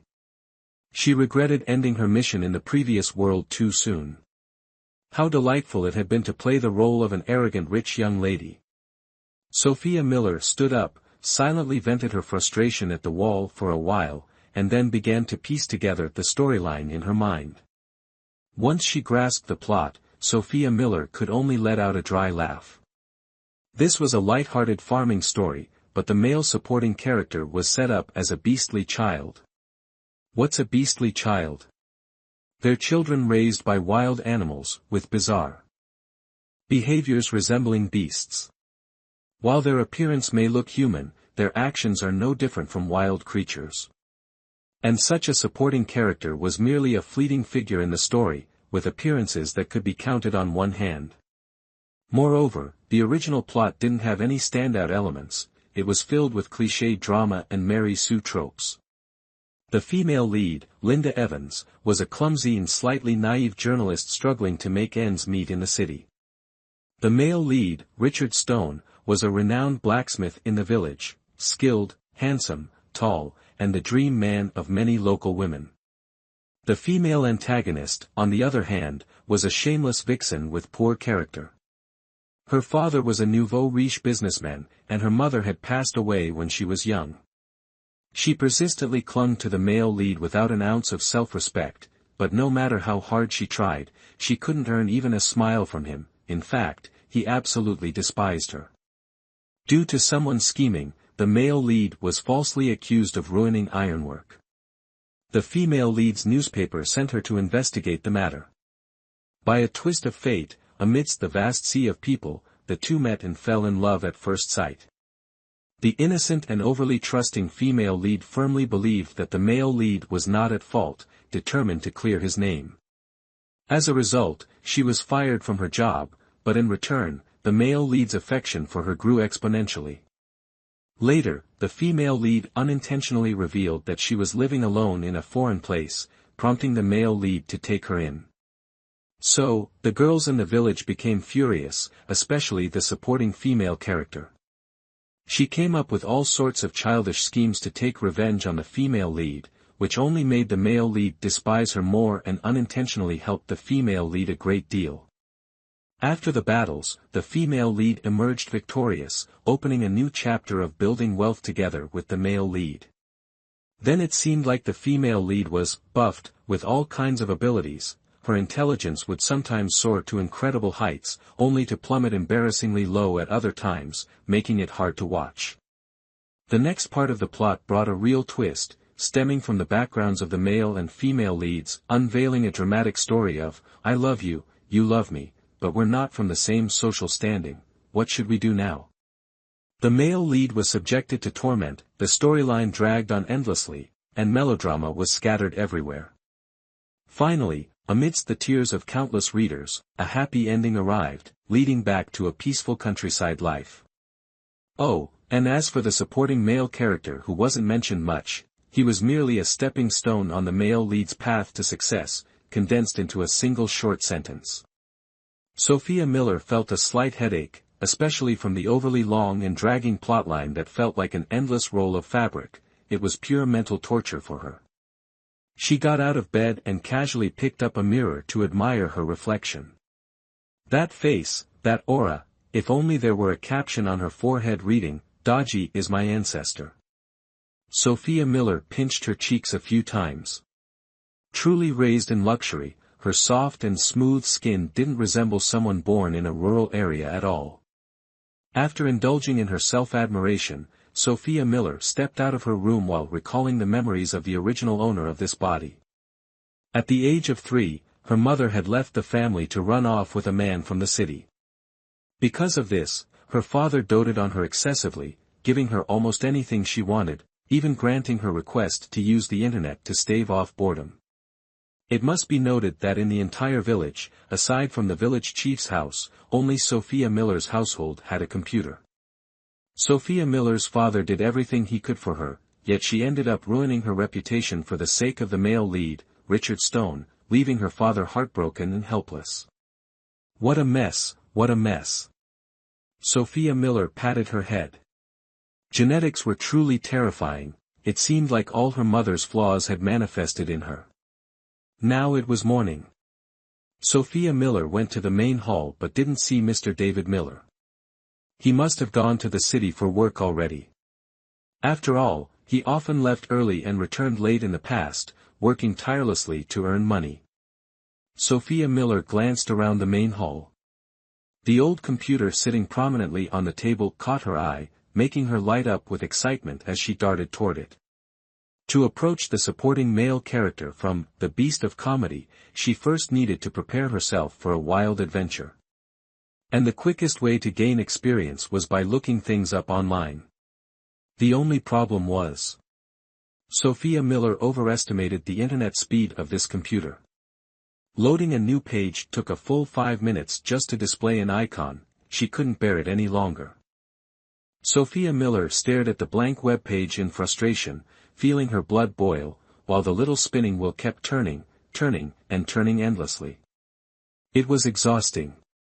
After staring at the screen for over 10 minutes, she decided to grab a quick bite to eat. Sophia Miller's house had a small refrigerator, but in this village, it was considered a rare luxury. Inside the fridge, there was plenty of milk and sausages. She ate something simple to stave off her hunger before squatting back in front of the computer, continuing to stare at the tiny spinning wheel. After another 10 minutes of staring, the web page remained as blank as a sheet of paper. Sophia Miller finally gave up and decided to wait patiently for Mr. David Miller to come home so she could ask him for some outdoor survival gear. It would probably be faster. Just as she predicted, Mr. David Miller agreed without hesitation. He didn't oppose Sophia Miller's desire to experience a bit of wilderness life, only reminding her to be careful and that she could return home anytime. So, Sophia Miller stayed at home, living like a recluse, quietly waiting for her equipment. As for going outside, she felt that being a recluse was much easier than being a social butterfly. However, being a recluse in the countryside was tough too, especially since there was no Wi-Fi to pass the time. Even though Sophia Miller didn't leave the house, people still came looking for her. The reason was simple: the heroine Linda Evans had arrived in the village, and the male lead Richard Stone seemed to be particularly attentive to her. This made other girls want Sophia Miller to take the lead and confront her first. But Sophia Miller simply glared at them impatiently. Instead, she busied herself counting down the days until her gear would arrive. By the time she reached the 5th finger, Mr. David Miller returned with a sack full of equipment. Inside the sack were nearly 100 random items.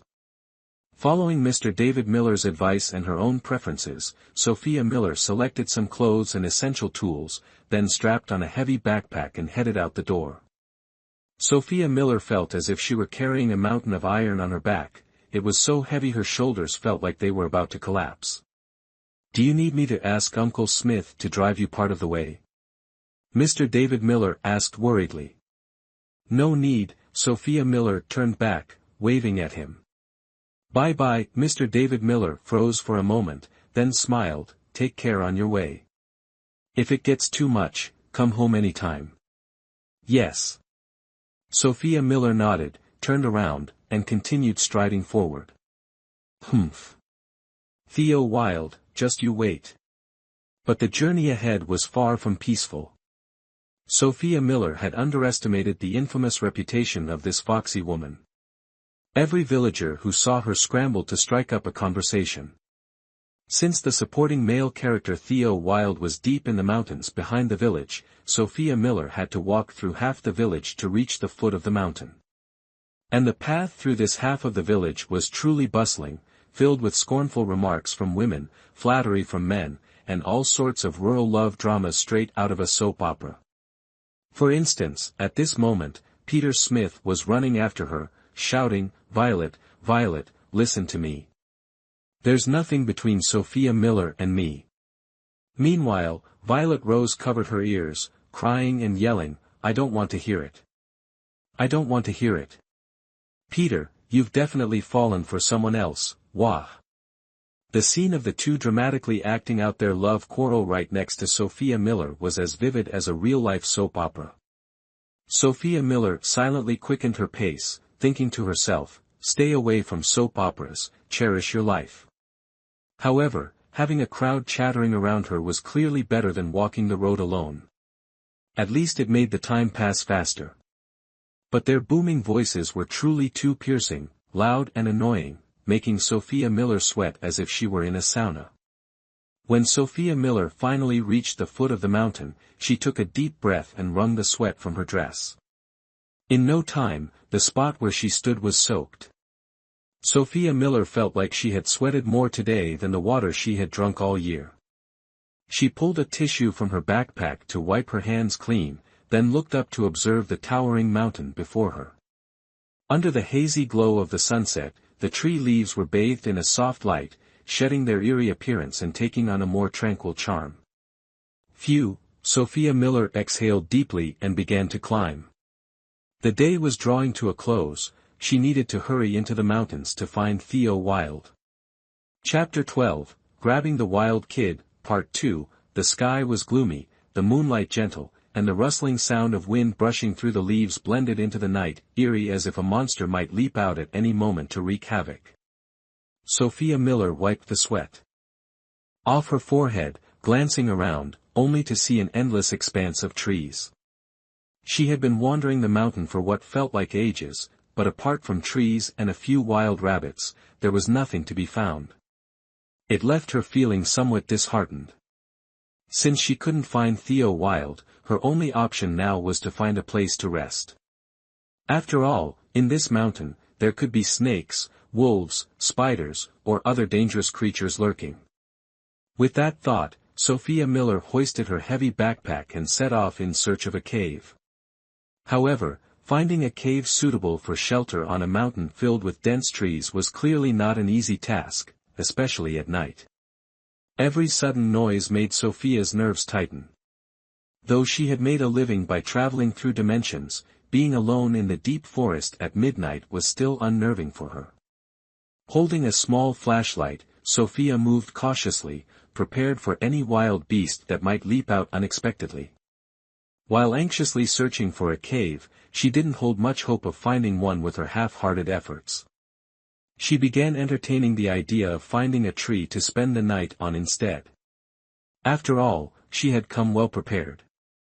One night wouldn't be the end of the world.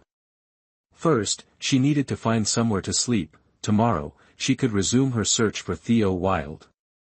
Having made up her mind, Sophia started paying closer attention to the trees around her. On a mountain filled with nothing but trees, finding one to perch on for the night was surprisingly easy. Before long, she spotted a large, sturdy-looking tree. She reached out to shake the tree trunk and found it unmoving. Perfect, this tree was solid. Sophia hesitated for a moment, looking up with a hint of doubt. She couldn't shake the feeling that something, or someone, was watching her intently, making her uneasy. Suddenly, her heart froze. A massive python was coiled around the tree trunk, staring at her unblinkingly. Sophia's breath caught in her throat. She carefully stepped back a few paces. Once she was certain she'd put a safe distance between herself and the snake, she turned around and bolted. In the silent night, only the sound of Sophia's frantic footsteps echoed as she ran for her life, flashlight in hand. Gradually, even those sounds faded into the stillness. Having been pampered since childhood, Sophia quickly grew exhausted. She came to a stop, leaning forward with her hands on her knees, panting heavily. Only when her chest felt a bit more at ease did she slowly lift her head. And then she froze. Sophia stood dumbfounded, staring at the cave before her. It was like the saying, when the mountains and rivers seem to end, a bright path suddenly appears. Letting out a sigh of relief, Sophia hurriedly stepped into the cave. The cave was vast and slightly damp, with traces of human activity still visible on the ground. It seemed that someone had once lived here, Sophia Miller thought as she set her backpack down. Ah! Sophia Miller couldn't help but take a sharp breath. From all the running earlier, her shoulder had gotten scraped. The moment she placed her backpack down, her fingertips accidentally brushed against the wound, sending a sensation that was hard to describe. Tears welled up in Sophia Miller's eyes from the pain. She quickly took out a first aid kit from her backpack, carefully applied medicine, and bandaged the wound. Once done, she began to survey the area for a suitable place to sleep. The ground was slightly damp, lying down directly would undoubtedly get her dirty. Sophia rummaged through her backpack for a blanket, but just as she pulled it out, a growl echoed through the cave. Startled, Sophia clutched the blanket tightly and looked toward the cave entrance. A man stood there. His hair was disheveled, his clothes tattered, and his bare feet were caked with mud. The distance was a bit far, so Sophia couldn't clearly make out his eyes, but she could feel the sharp, knife-like gaze he had locked onto her. Could this be the supporting male character, Theo Wilde? Sophia's heart leaped with excitement. How lucky, she had finally found Theo Wilde. But the current situation clearly didn't allow for too much optimism. Sophia only let herself feel a brief moment of joy before tensing up again, slowly stepping toward Theo Wilde. Theo Wilde stared at Sophia Miller without blinking, his claw-like fingers curling slightly, ready to strangle her the moment she came within a meter of him. Under Theo Wilde's cold, emotionless gaze, Sophia forced herself to smile, a naive, friendly smile. "Hello, there." Her greeting was met with an angry growl from Theo Wilde. Sophia flinched, quickly stepping back. Oh dear, she had forgotten about her own bewitchingly seductive face. A face so alluring, paired with an innocent, pure smile, it was completely mismatched. Theo Wilde, on the other hand, exhibited strange behavior. He began pacing in circles, growling incessantly, looking visibly agitated. Sophia couldn't help but touch her own face. Was her smile really so awful that it had scared him into pacing and growling like that? But she couldn't just stand there and watch him circle and howl endlessly. Summoning all her courage, Sophia stepped forward, determined to use her actions to prove her gentleness. However, the moment her hand touched Theo Wilde's arm, his body stiffened. He glared at her before swinging his arm and slapping Sophia Miller hard across the face. Sophia Miller was struck by a thunderous slap that knocked her unconscious, tears welling up but unable to fall. In the moment she sank into darkness, a phrase flashed through Sophia Miller's mind, "Follow Wilde, damn it." Chapter 13, Sophia Miller was awakened by pain. As soon as she opened her eyes, she saw Theo Wilde pinching her arm, staring at her intently. His eyes were as clear as a mountain stream, pure and devoid of any impurities. That crystal-clear gaze instantly dissipated the anger flaring up in Sophia Miller's heart. She quietly sat up to check her wound, feeling a mix of helplessness and amusement. It was hard to describe the sensation of being hurt by a mischievous child. Theo Wilde only wanted to touch this creature that looked like him, but since he had never been gentle with anything, he applied too much force. To Sophia Miller, his action was no different from pinching her. Looking at the red mark on her arm, Theo Wilde didn't realize it was his handiwork. Instead, he found it amusing and reached out to pinch her again. Sophia Miller just wanted to teach this brat a lesson. Not only his behavior but Theo Wilde's intellect was also like that of a child. Having grown up deep in the mountains, his memories of human life had become increasingly faint. As a result, he completely didn't understand what she was saying. Sophia Miller had to spend quite a while gesturing with her hands and feet before he finally let go. While Sophia Miller applied medicine and bandaged her wound, Theo Wilde watched her intently. He found it strange, though they looked similar, there were still differences. However, Theo Wilde couldn't quite articulate this sense of doubt. But they really were different, in so many ways. With the wound issue resolved, the matter of bathing arose. Sophia Miller thought for a moment, then pulled out a washcloth. After she had fainted yesterday, Theo Wilde hadn't bothered to move her even an inch. This morning, she woke up to find her clothes and skin covered in mud and dust. Oh, and by the way, that Theo Wilde had even taken her blanket to use as bedding. Humph, truly the instincts of a wild beast. Sophia Miller silently grumbled as she stepped out of the cave, with Theo Wilde trailing 5 or 6 meters behind her. She didn't stop him, she intended to bathe Theo Wilde as well, because this boy was absolutely filthy. Aside from his clear eyes, every part of Theo Wilde was so dirty that Sophia Miller couldn't bear to look directly at him. Come to think of it, it made sense, she had never seen a wild animal voluntarily bathe before. But Theo Wilde wasn't a wild animal, he was just a feral child. So, Sophia Miller turned to look at Theo Wilde, who was following her closely. Those clear eyes were still quietly watching her. She was determined to help him return to being a normal human. Not mentioning Sophia Miller's grand ideal of, "the road is still long," at this moment, she was happily playing by the stream, while Theo Wilde gazed at her with longing eyes. "Girl, you really are more than enough." Sophia Miller acted as though she wasn't just playing around. It wasn't that at all, certainly not just playing around. After thoroughly cleaning her face, fingers, arms, and every exposed bit of skin, Sophia Miller squinted in satisfaction, making her look even more like a sly fox. Theo Wilde, who had always been close to animals, approached her and stood by the stream, observing this little fox. Sophia Miller waved at him, signaling for him to come closer. Theo Wilde bent down, his fingers slightly curled, cautiously leaning toward her. Sophia Miller firmly gripped the wet towel in her hand and gently pressed it against Theo Wilde's cheek. Just as Theo Wilde widened his eyes, preparing to raise his hand to slap hers away, Sophia Miller quickly used her other hand to pat his head, gently stroking it.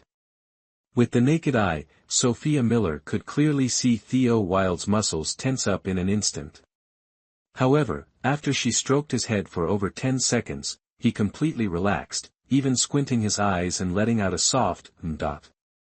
He no longer cared that Sophia Miller was wiping his face.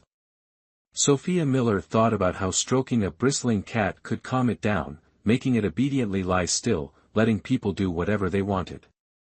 That's why she patted Theo Wilde's head. Unexpectedly, the effect was so good. Indeed, the divine head massage lived up to its name. However, Sophia Miller found her hands greasy and dirty, which was truly unbearable.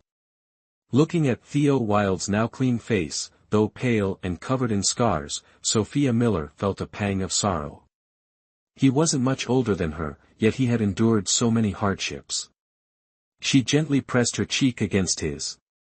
Theo Wilde froze for a moment, but with his wild instincts, he quickly rubbed his face against her hand. He couldn't describe the feeling, it was unfamiliar, something he had never experienced before. Just as Sophia Miller withdrew her hand and before she could do anything else, Theo Wilde stepped back, looking at her in confusion. Then, he shook his head, signaling that he wanted her to pat his head again. Perhaps it was an illusion, but Sophia Miller thought she saw a hint of grievance in his eyes. "Pat my head, please, pat my head again." The sorrow Sophia Miller had felt earlier diminished somewhat at Theo Wilde's actions. "Ah, being this adorable, is that even allowed?" Sophia Miller pointed at his head, then at the stream, before raising both hands to rub her own head. She smiled, withdrew one hand, ran the other lightly through her hair, and finally let her hand drop, tilting her head to look at Theo Wilde. After completing this series of gestures, Sophia Miller felt her intelligence had dropped significantly. Thankfully, the other party understood her meaning and obediently dipped his head into the stream. Does it really have to be that honest, oh heavens? Sophia Miller quickly grabbed Theo Wilde's hand. Under his puzzled gaze, she gestured for him to lift his hand out of the water. Sophia Miller sighed, deciding to take matters into her own hands and wash Theo Wilde's hair herself. Theo Wilde obediently let Sophia Miller's fingers run through his hair, massaging his scalp. Under the blazing sunlight, he couldn't clearly see her face, only a vague outline. Suddenly, an image flashed in his mind, a creature resembling their kind, but not a fox. Its smile was entirely different from hers. But Theo Wilde couldn't remember who it was, only feeling a hazy sense of discomfort. It seemed, a long time ago, there had also been a creature that treated him the way this little fox did. But after that, he never saw it again. Chapter 14. Ever since Sophia Miller discovered that stroking Theo Wilde's head could make him obediently listen to her, she turned it into a habit. She constantly enjoyed patting his head. As for emotions, well, the more she patted, the more they would naturally develop. However, building affection was one thing, but filling one's stomach was another. Sophia Miller believed in the saying, "You can't preach on an empty stomach," so eating well remained a top priority. Thus, for the sake of her hunger, Sophia Miller had forgotten about stroking Theo's head and had been busy searching for food in the forest for over 20 minutes. Theo Wilde kept glancing at her longingly.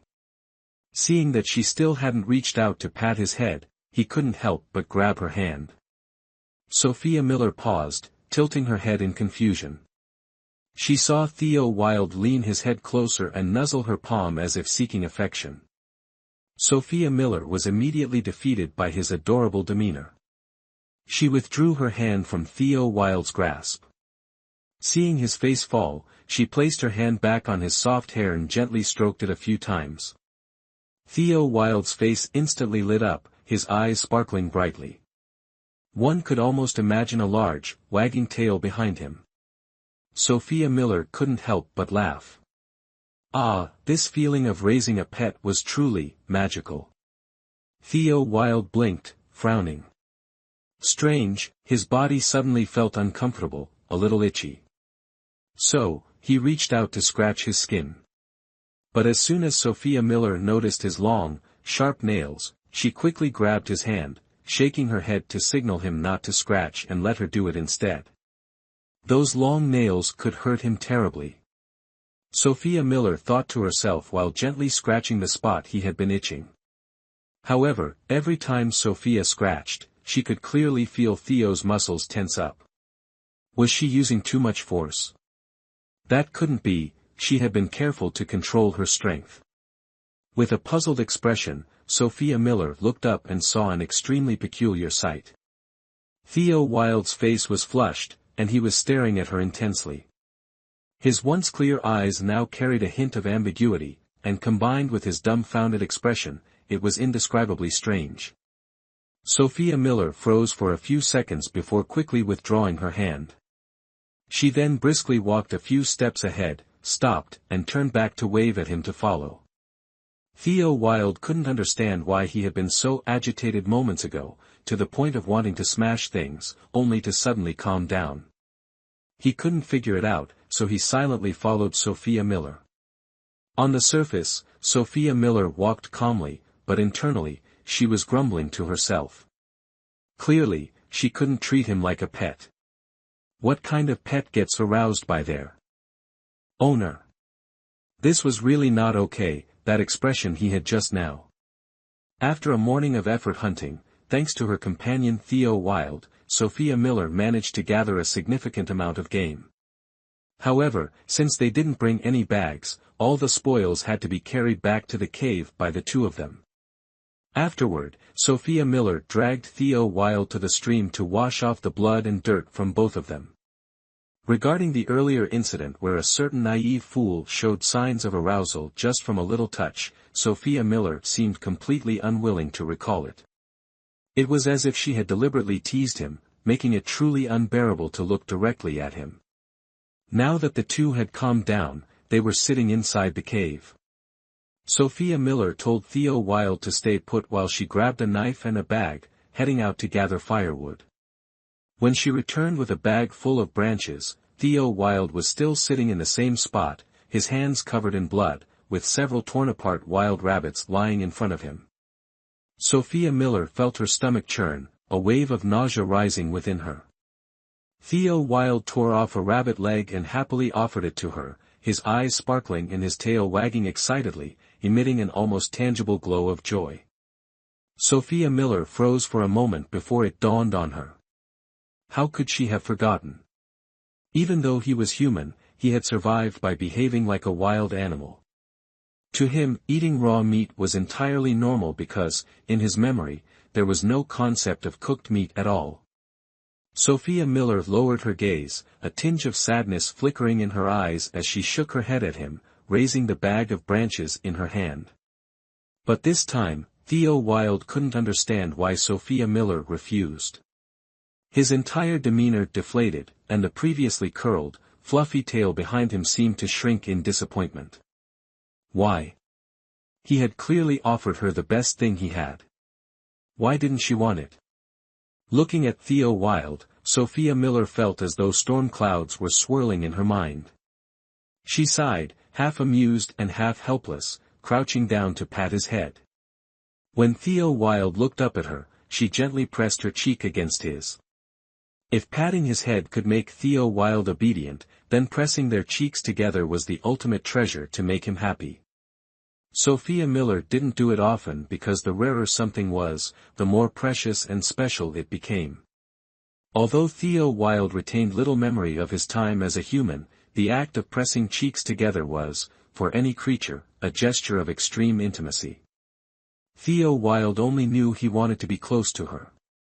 Even if his body felt itchy, hot, and uncomfortable, it didn't matter. As long as he could stay by her side, he didn't care about anything else. As long as it was her, it had to be her. After successfully cheering Theo Wilde up, Sophia Miller took out some matches to start a fire. Theo Wilde sat quietly beside her, watching. Several times, he tried to pick up the raw meat on the ground to eat, but each time, Sophia Miller shot him a stern glare, forcing him to reluctantly give up. Feeling that something was off but unable to figure out what, Theo Wilde obediently stayed put. Sophia Miller skewered the meat on sticks and placed them over the fire to roast. She casually brushed off the ash from her hands and instinctively reached out to pat Theo Wilde's head. But then she remembered that she had just washed his hair. Her hand froze mid-air.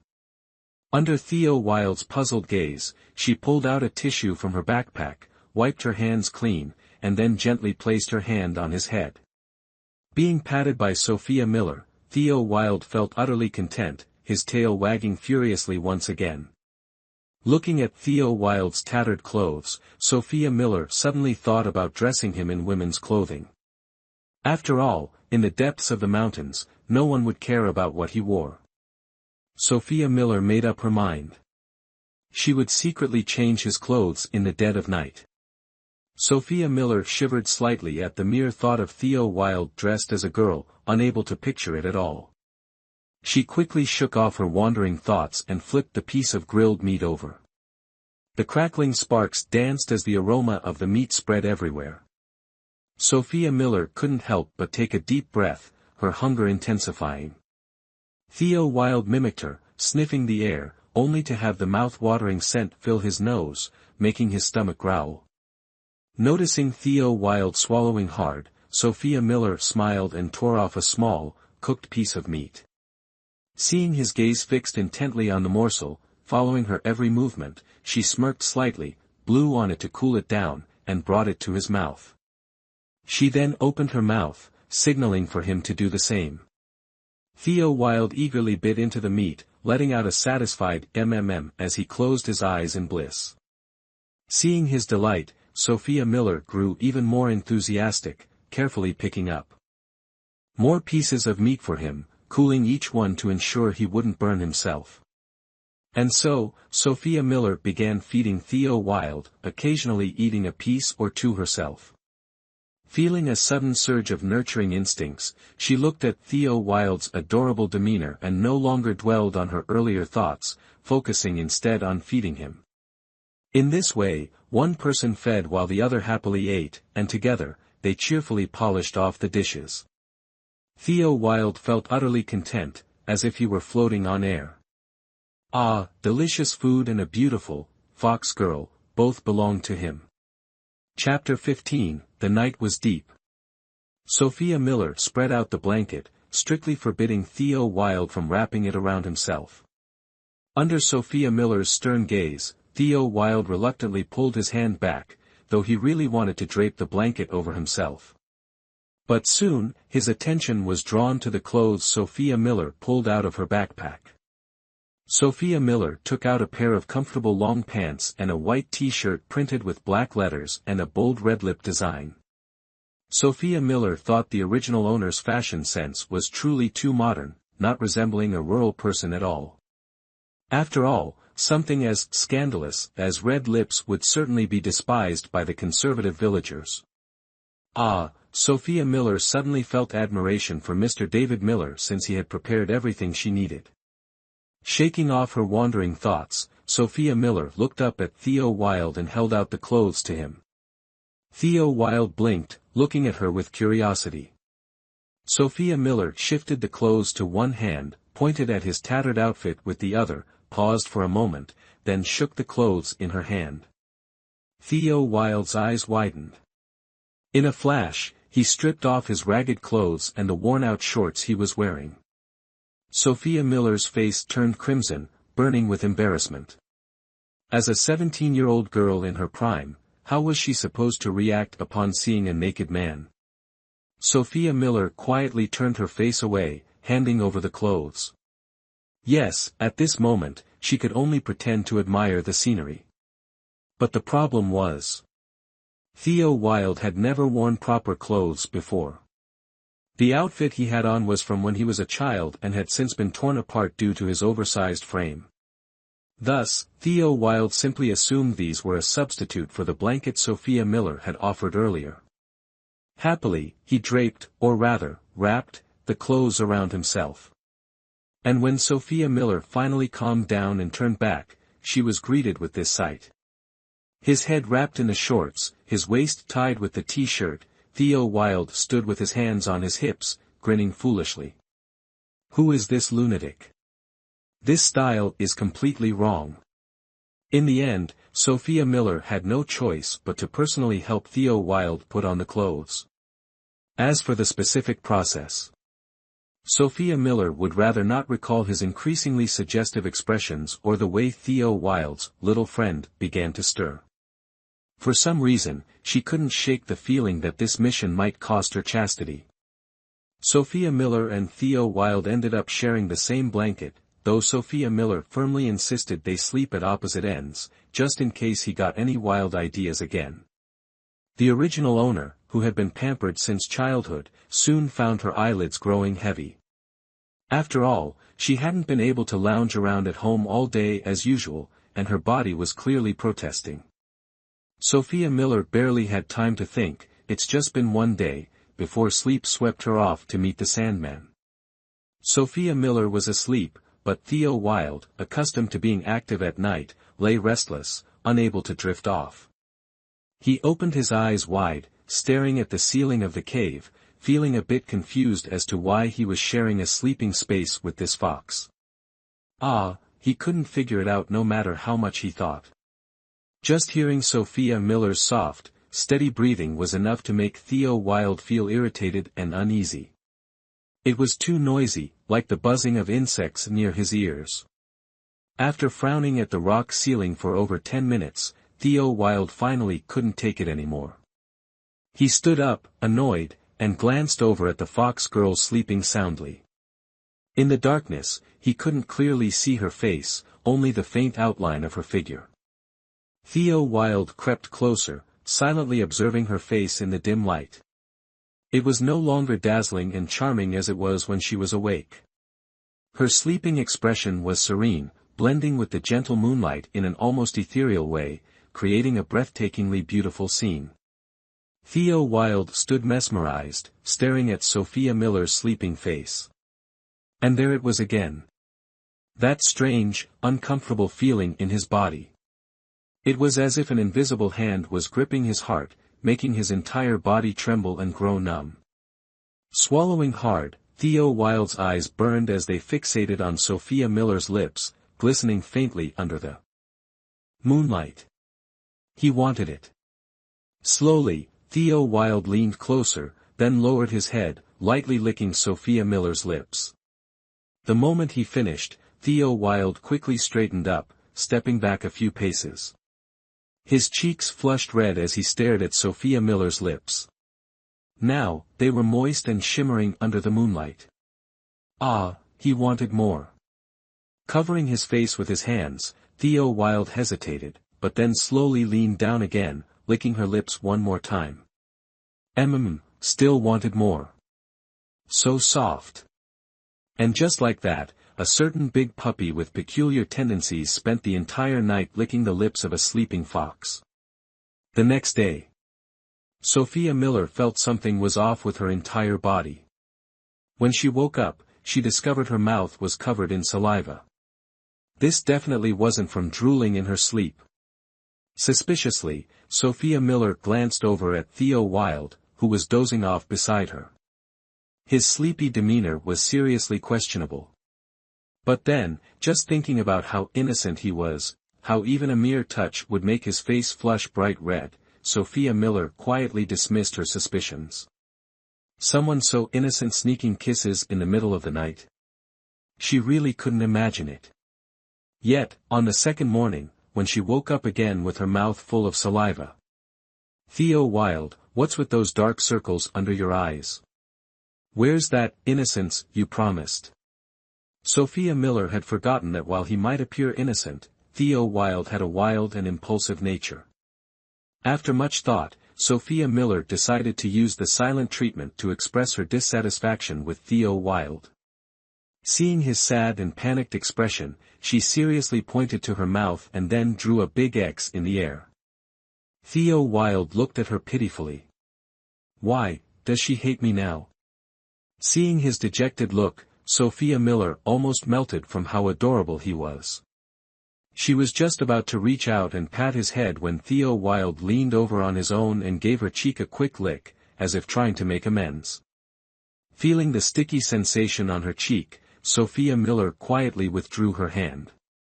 Theo Wilde, like an eager puppy, continued licking her cheek, becoming even more enthusiastic as he went. Finally, Sophia Miller couldn't take it anymore and pushed him away. Theo Wilde immediately drooped his head in despair. "She definitely hates me now, absolutely." Sophia Miller wiped the sticky saliva off her face and sighed helplessly as she looked at Theo Wilde's dejected expression.